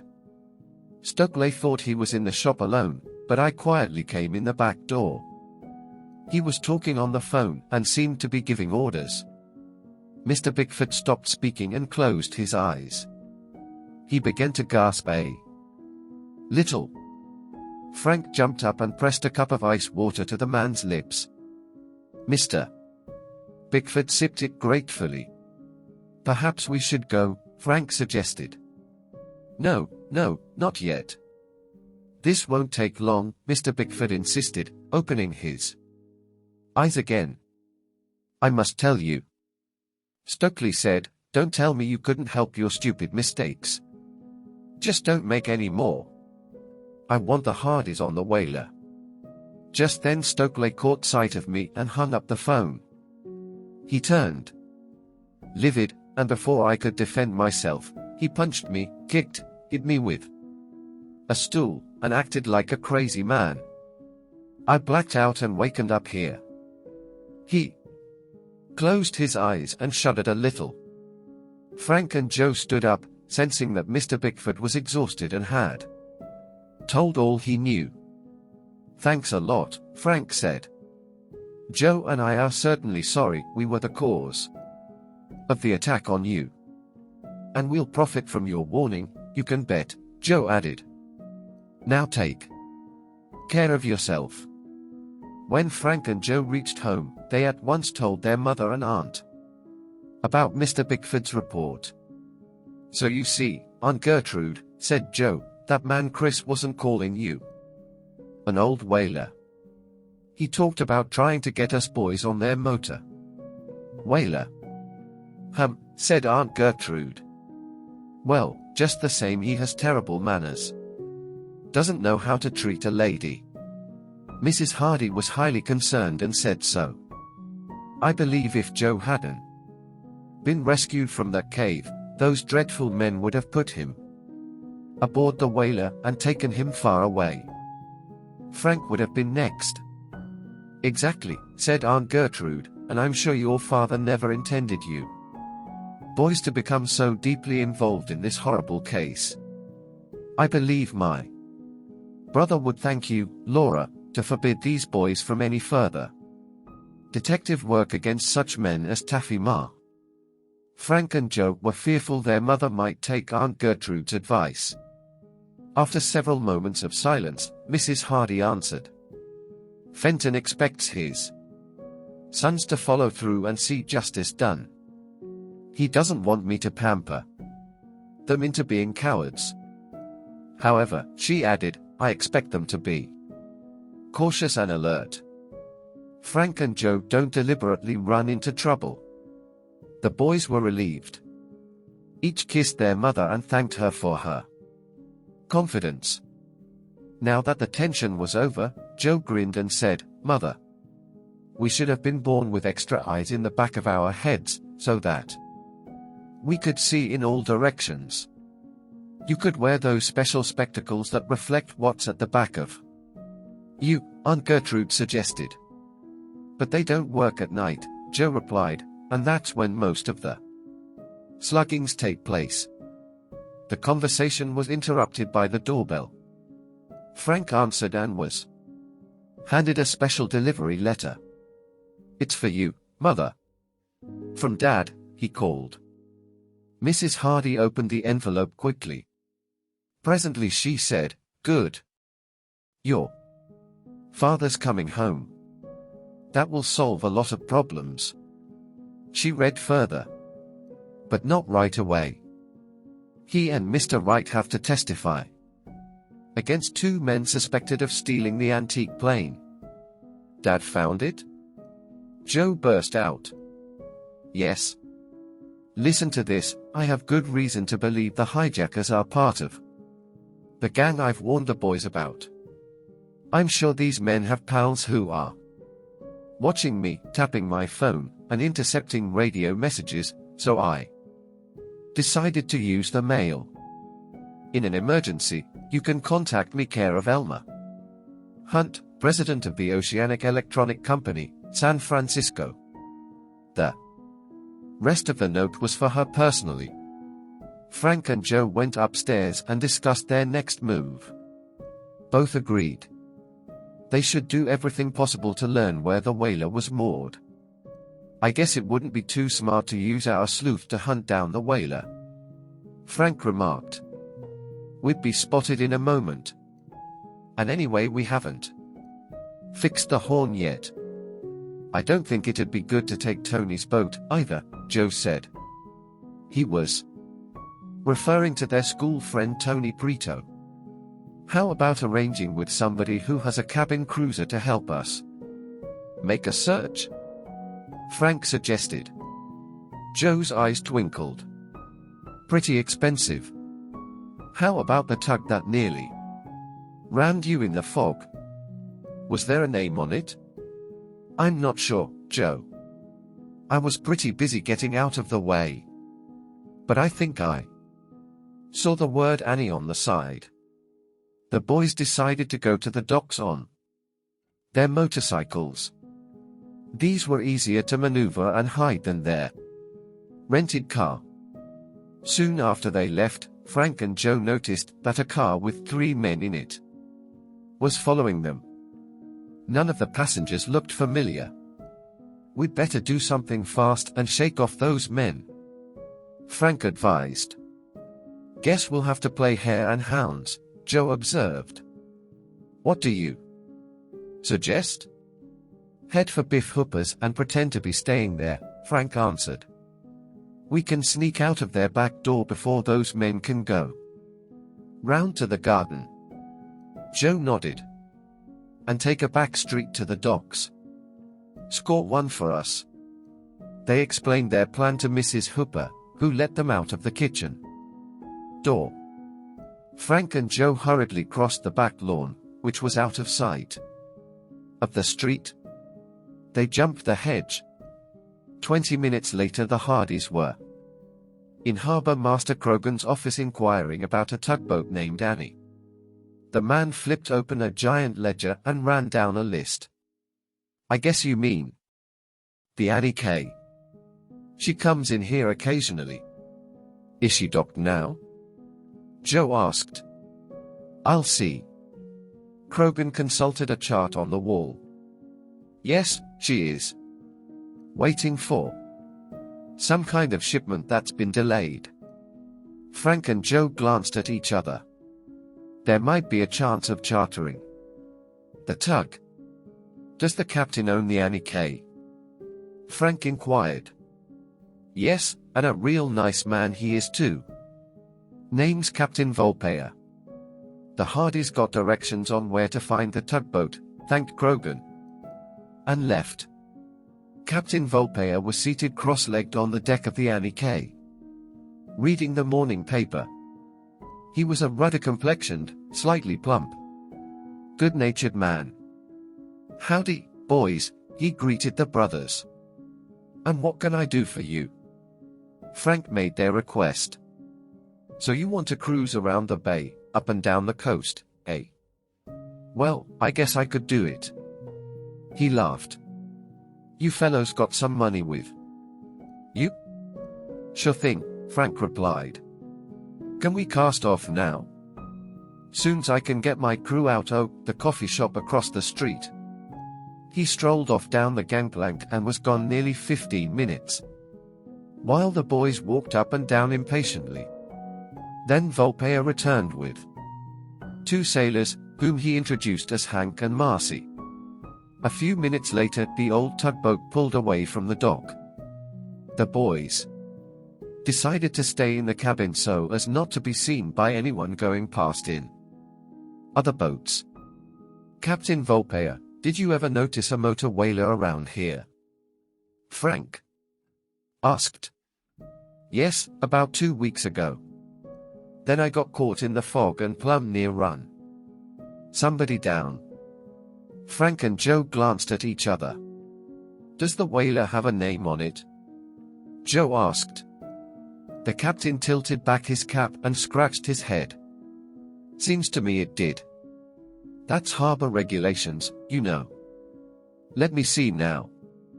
Unable to recall the name, he summoned Hank and Marcy and asked them. Sure, I remember it, Marcy replied. Man alive, I wish I could own one. Oh. Them plastic boats. They got speed. The name oh, this one I seen anchored up near the caves was Water Devil. I'll bet it is, too, Joe commented, but did not explain the double meaning in his remark. The tug went directly to the spot, and the boys gazed at the sleek whaler anchored in shallow water. No one seemed to be around. "Ship ahoy!" Volpeya shouted. There was no answer. "I'm going aboard," Frank announced. When the captain reminded him that the law dealt harshly with snoopers, the young detective said, "Did you know smugglers are operating in this territory?" Volpeya and his crew were amazed. "And you think this is their boat?" the captain asked. "We suspect so," Frank replied. "We'd like to go aboard and hunt for clues." The captain sighed. "Boys today are too smart for me. Go ahead." He pulled up close to the whaler and the Hardys jumped down onto the deck of the Water Devil. At first they made a casual surveillance. Seeing nothing suspicious, the boys began opening lockers. "This is the gang's boat all right," Joe sang out, holding up a piece of paper with red and blue stripes on it. A few figures had been scrawled on it. "Say, Frank, do you suppose there are any diamonds or electronic equipment hidden aboard? Let's look." Nothing came to light until they opened a dashboard compartment. A sack lay inside. Both boys reached for it at once. The next second they were hurled violently across the deck. They blacked out and toppled into the water. Chapter 19. Anchor Pete. On the deck of the Annie K, Captain Volpeya and his crewmen stood, stunned by the sudden accident. But not for long. Instantly Hank and Marcy jumped into the water. "I'll get this one," Hank called, indicating Joe as the boy's limp form bobbed to the surface. Marcy set off with fast strokes to rescue Frank. In less than a minute the two Hardys were lying on the deck of the tugboat and being given first aid. They did not respond. "We'd better get these boys to the hospital as soon as possible, Captain," Volpeya said worriedly. He set the ship's engines to maximum capacity and sent a radio message for an ambulance to meet him at the dock. By the time Frank and Joe regained consciousness, they were in a Bayport hospital room and Dr. Bates was there, as well as Mrs. Hardy and Aunt Gertrude. Relief spread across the watchers' faces as the boys managed WAN smiles. "I guess we gave you all a good scare," Joe remarked. "Say, where are we?" When the boys were told, Frank said, "Joe and I must have been out a long time. I remember we touched a sack in that whaler and then, wham!" "What happened to us?" "You fellows got a bad electric shock," Dr. Bates explained, "and were thrown into the water. If Captain Volpeya hadn't been there, you would have drowned. Hank and Marcy rescued you." "Thank goodness," Mrs. Hardy murmured. "The person who rigged up that device got a shock of his own, Aunt Gertrude said crisply, "and I'm glad he did." "He was caught?" Joe asked. "Who is he?" "Your kidnapper, at least this is what the police think from your description of him," Aunt Gertrude said. "When you feel well enough, you're to go down to headquarters and identify this man you call Gross." "How was he captured?" Joe asked impatiently. The boys sat open-mouthed in astonishment as they listened. Captain Volpeya had notified the Coast Guard and the harbor police. Both had gone out at once to the spot where the Water Devil was moored. Nothing had been disturbed and the men were sure no one would show up until the launches moved away. The police decided to leave a couple of their skin divers to watch. Dr. Bates told Frank and Joe. Soon all the others had left. A rowing boat came from shore. The man in it boarded the whaler. He looked worried at seeing the compartment open, but seemed relieved that the sack was still there. He clicked off a switch, then picked up the sack with no harm to himself. As he reboarded the rowing boat with it, the man was overpowered by the two skin divers. What was in the sack? Joe queried. Exactly what you might expect, Aunt Gertrude said. Diamonds and valuable electronic equipment. Mrs. Hardy told her sons that both the Water Devil and the rowing boat had been impounded by the authorities and were being examined for further clues, since the prisoner would reveal nothing. Joe wanted to go right down to headquarters and see the man, but Dr. Bates forbade this. May I call Chief Colleague? Joe asked. A phone was brought to the room and plugged in. Soon Joe was talking to the chief, who was amazed and delighted that the Hardys had recovered. I want to see the prisoner, Joe told him. Dr. Bates says I can't come down. Could you possibly bring him here? The others in the room gasped at the request, but Dr. Bates nodded his approval after the chief had said, if the doctor thinks it's okay. The physician left, but Mrs. Hardy and Aunt Gertrude remained. 20 minutes later, the prisoner arrived with two officers, one of them with a tape recorder already turned on. Is Gross all right? Joe burst out. My kidnapper. The man was sullen. He murmured defiantly, you can't prove a thing. Proof? Joe scoffed. I heard plenty in the cave. And somebody else besides me got a look at you when you were snooping in our car. He did not mention Iola's name. When Gross made no answer, Aunt Gertrude cried out, you ought to be horsewhipped. Jail's too good for people like you. Kidnapper, smuggler, and goodness knows what else.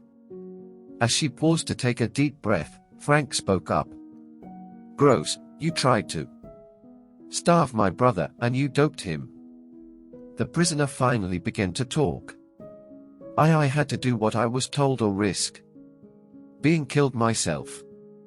You mean by Taffy Ma? Frank shot at him. Gross winced. Yes. I shouldn't tell you, but it don't matter now. I got nothing to lose. Ma takes away every diamond and electronic gadget we steal and smuggle in and threatens us besides. I'm better off in jail. One of the officers remarked, things will go a lot better for you if you tell everything. Where is Ma now? I don't know. He was watching me from the shore with binoculars. When I got caught, I'm sure he ducked into hiding. That's the way he does. When things get too hot, every man for himself. Then in 1 month, we meet up again. What's the next place? The officer asked. Portland, Maine. No plans until then? Several seconds passed before Gross answered. Finally he said, each man was ordered to get the Hardy boys one way or another. Maybe some of them will stay around here and try it. Oh, I hope not. Mrs. Hardy exclaimed. Frank asked the prisoner, who do you think will get after us first? And where? Gross did not answer directly. I don't want to see you guys get hurt, but I can't help you. Chris might decide to stick around, or Anchor Pete. Anchor Pete? Joe repeated. Yeah, he's a sailor and a smuggler. Used to pitch an anchor like you'd pitch horseshoes, and he'd bet he could throw one farther than anybody else. He could, too. You guys had better watch out. Gross, who finally said his first name was John, had no record. Ma had saved him from being beaten up by a gang, so Grosset felt indebted to him. But I was wrong. He made a no good out of me. And what do I get? Jail. The bitter prisoner was led away. A nurse came in with food for the boys and announced that as soon as they had eaten they were to go to sleep. Mrs. Hardy and Aunt Gertrude kissed Frank and Joe goodnight and left.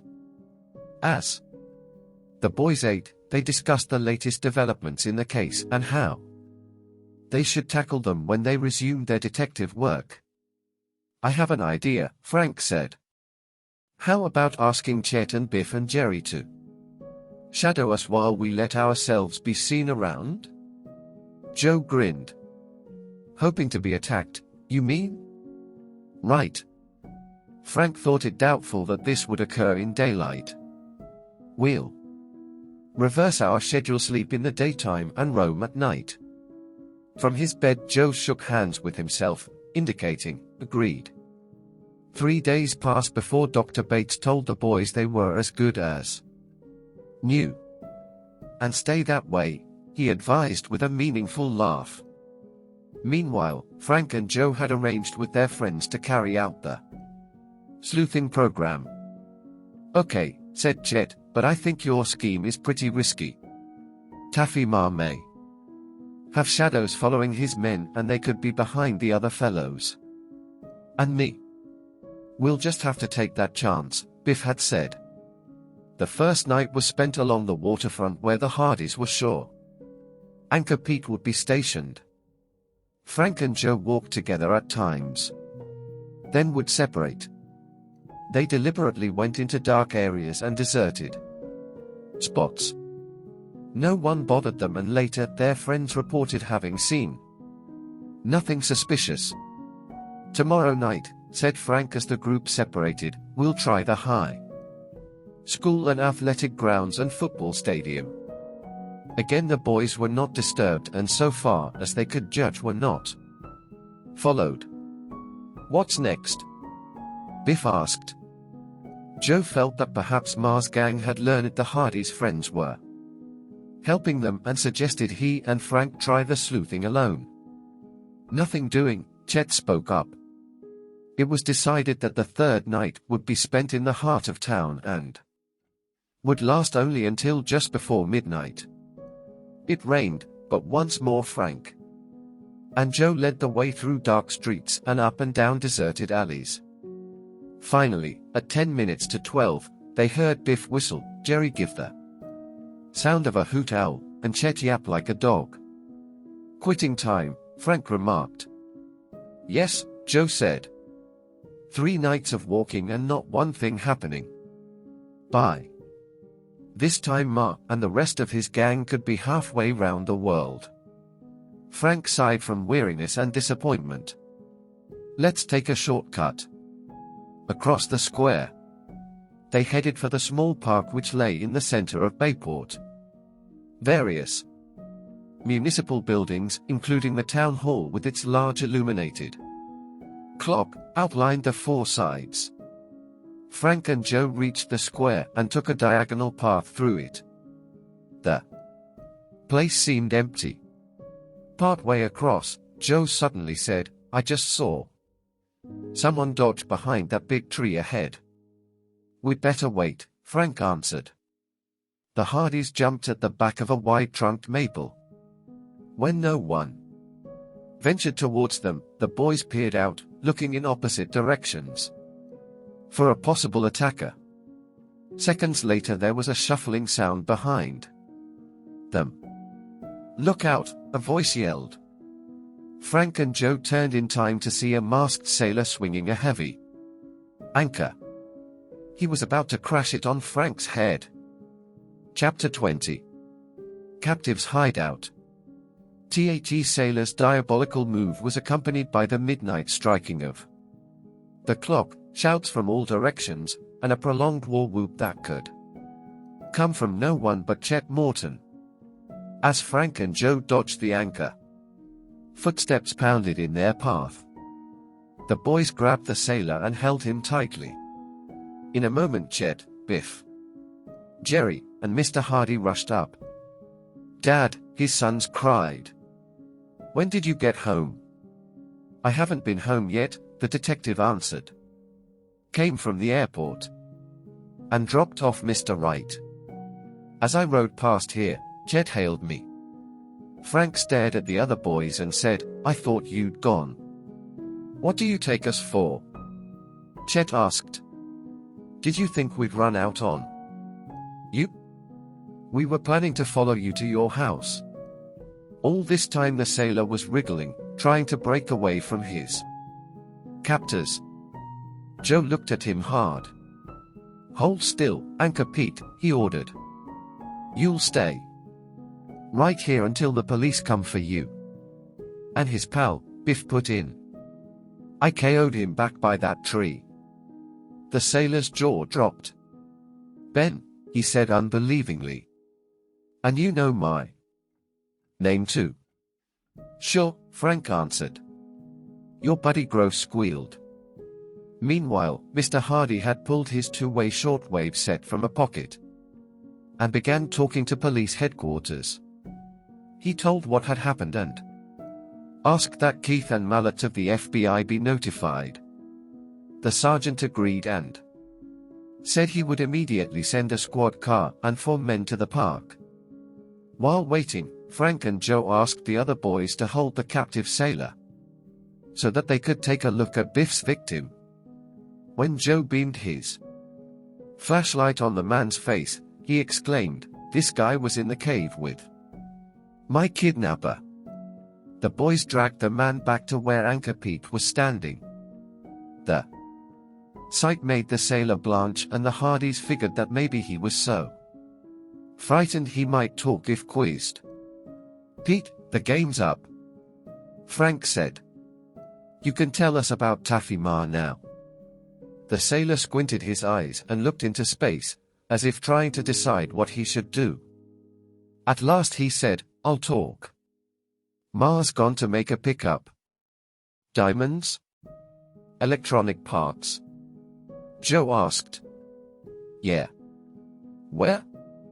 "Along the bay. Maybe near the caves." At that moment the police car arrived and the 2 prisoners were put inside. Before the driver pulled away, he told the Hardys, "Sergeant asked me to give you a message. Keith and his assistant Mallet are already in town. They are at your house." The Hardys said goodnight to Chet, Biff, and Jerry, thanking them for their fine work. "Anytime," the 3 responded. On their way home, Frank and Joe asked their father how he had learned about the gang. "I got a tip from a detective friend in Chicago, but he wasn't sure which gang it was." When the 3 reached home, they found Mrs. Hardy and Aunt Gertrude with the 2 FBI agents. They had already briefed the men on the latest developments in the case. "Our night's work isn't finished," Frank spoke up. "We have a new lead too. Taffy Ma. We'll go right after him," Keith said. "As soon as we put on dry clothes and get raincoats," Mr. Hardy said. Within 10 minutes the 5 were ready to leave the house. Mr. Hardy drove his car. The gentle rain had now changed to a severe storm. Thunder boomed and vivid flashes of lightning streaked down from the black sky. When the Hardys and the 2 agents reached the area of the caves, the detective parked and the searchers groped their way down the hillside. "There's a narrow path between the cliffs just ahead," Frank told the others. "It leads directly down to the water." He led the way to the path and started down it. The teeming rain made the footing treacherous. Occasionally a flash of lightning illuminated the entire hillside, asking the sleuths to crouch low to avoid detection. During one of the flashes, Joe pointed to the shore below. "I saw a man standing down there. He could be Ma." The searchers continued to stalk their way along the steep path. When they were a little more than halfway to the bottom, Mr. Hardy signaled for his companions to stop. "Keith, How about our sitting here for a while and seeing what that man is up to? Mr. Hardy whispered. This spot is a good vantage point and enough bushes provide cover. Good idea. As they watched the shore below, the watchers suddenly saw a flashlight beam flicker on and off several times. Ma must be signaling to someone, Mallet said. What's that? Keith snapped, pointing off into the distance. There had been an answering gleam from far out in the bay. The light flashed once, twice, then out altogether. A few minutes later, a flash of lightning bathed the entire area in a blue-white glare. In that moment the boys and their companions caught a glimpse of a small rowing boat making its way inshore across the choppy waters. Did you see that? Frank cried. 4 men in that boat. Let's go down for a closer look, Joe suggested. They descended cautiously, edging their way through the bushes towards the spot where the man was standing. Through the storm they heard a faint shout. Again the suspect signaled with his flashlight. He was guiding the boat inland. As it drew closer, the investigators heard the rattle of oarlocks. They crept a bit nearer and, about 40 feet away, they could clearly distinguish the waiting figure near the water's edge. The gang leader switched on his flashlight again.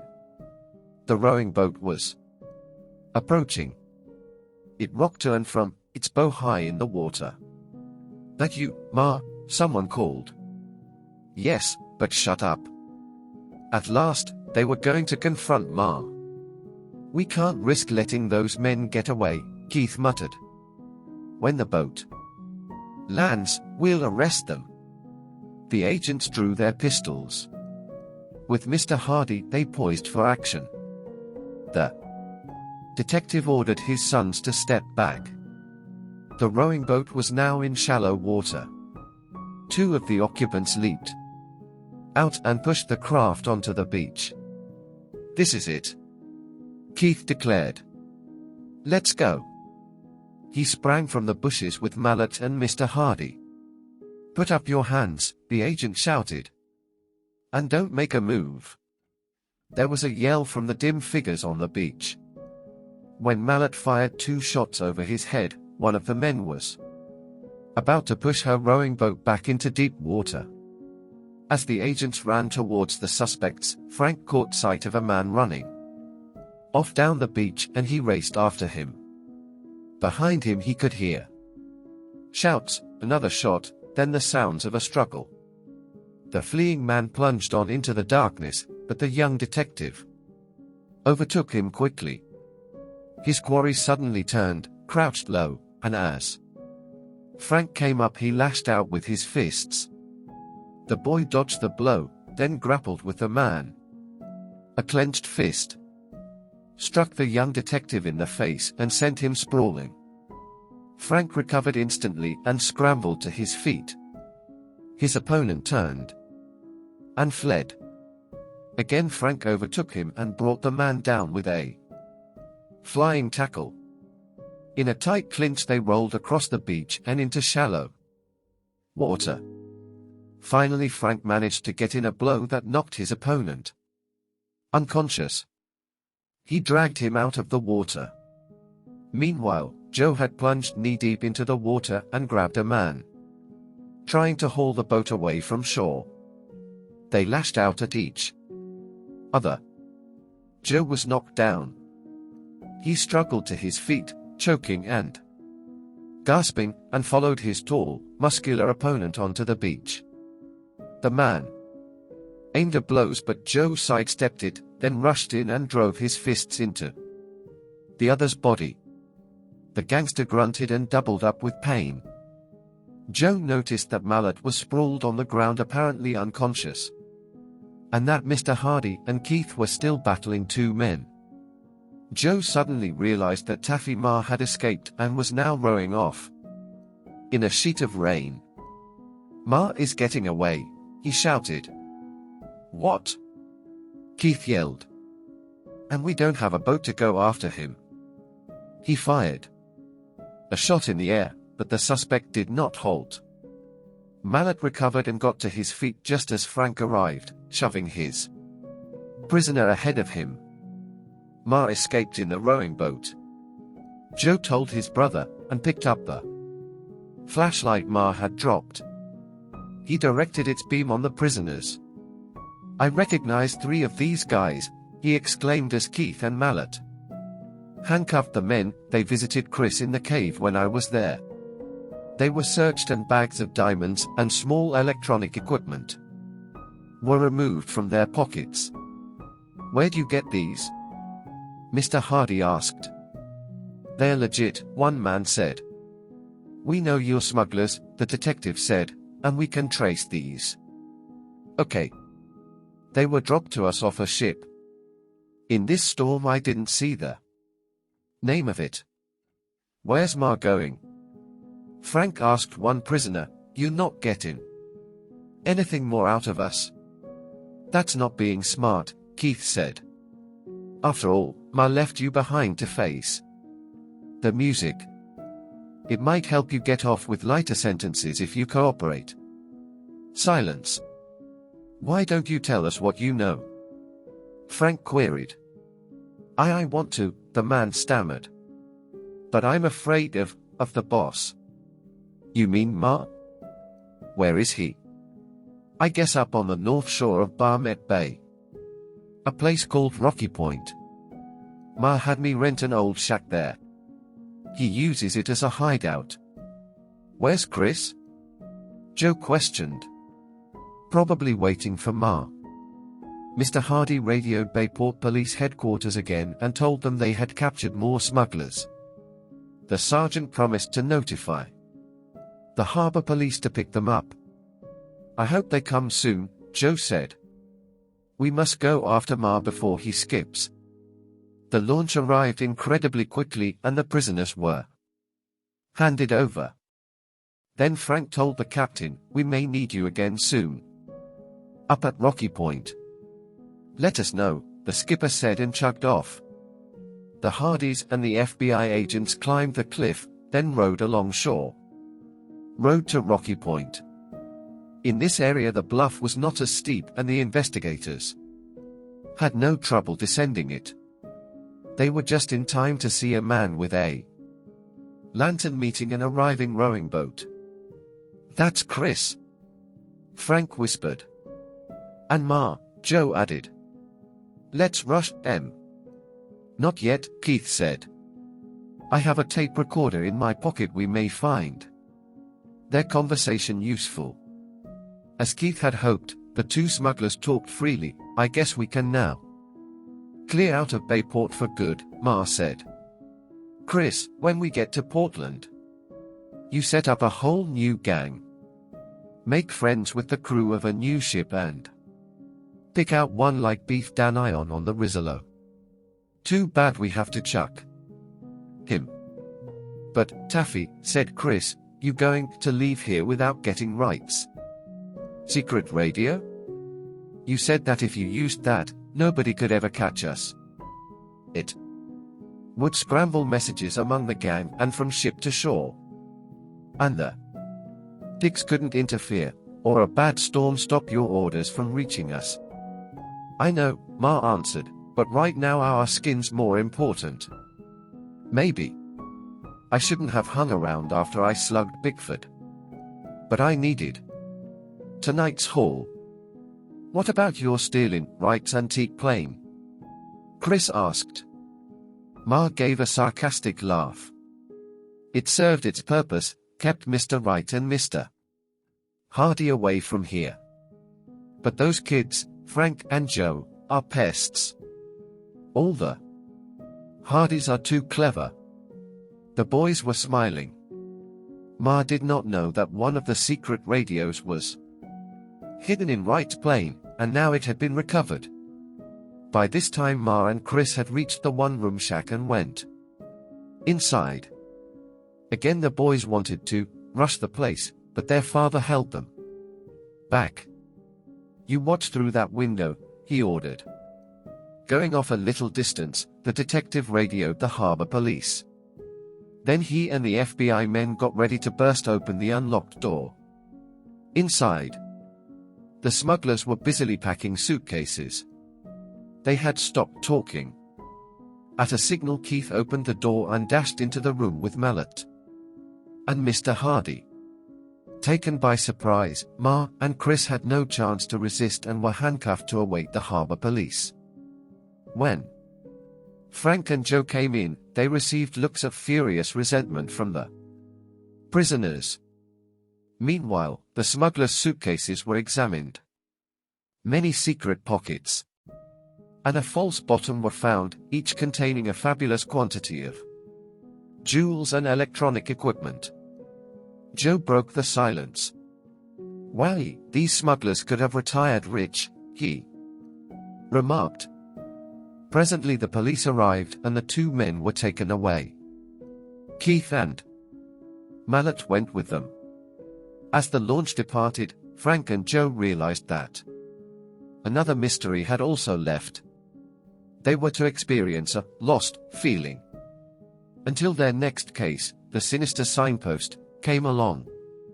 On the way home, the boys and their father filled in the gaps of the present mystery. "Mr. Wright is very pleased with your work," said Mr. Hardy, "but he's ready to sell his antique plane." "We know who will buy it," Joe spoke up. "Cole Weber." "What about the special radio, Dad?" Frank asked. "Surely there's more to it than what we know." Mr. Hardy chuckled. He did not answer directly, and they guessed the secret was a highly classified one. Instead, he said, "Someday, how would you boys like to own pocket radios that can pick up signals from outer space?"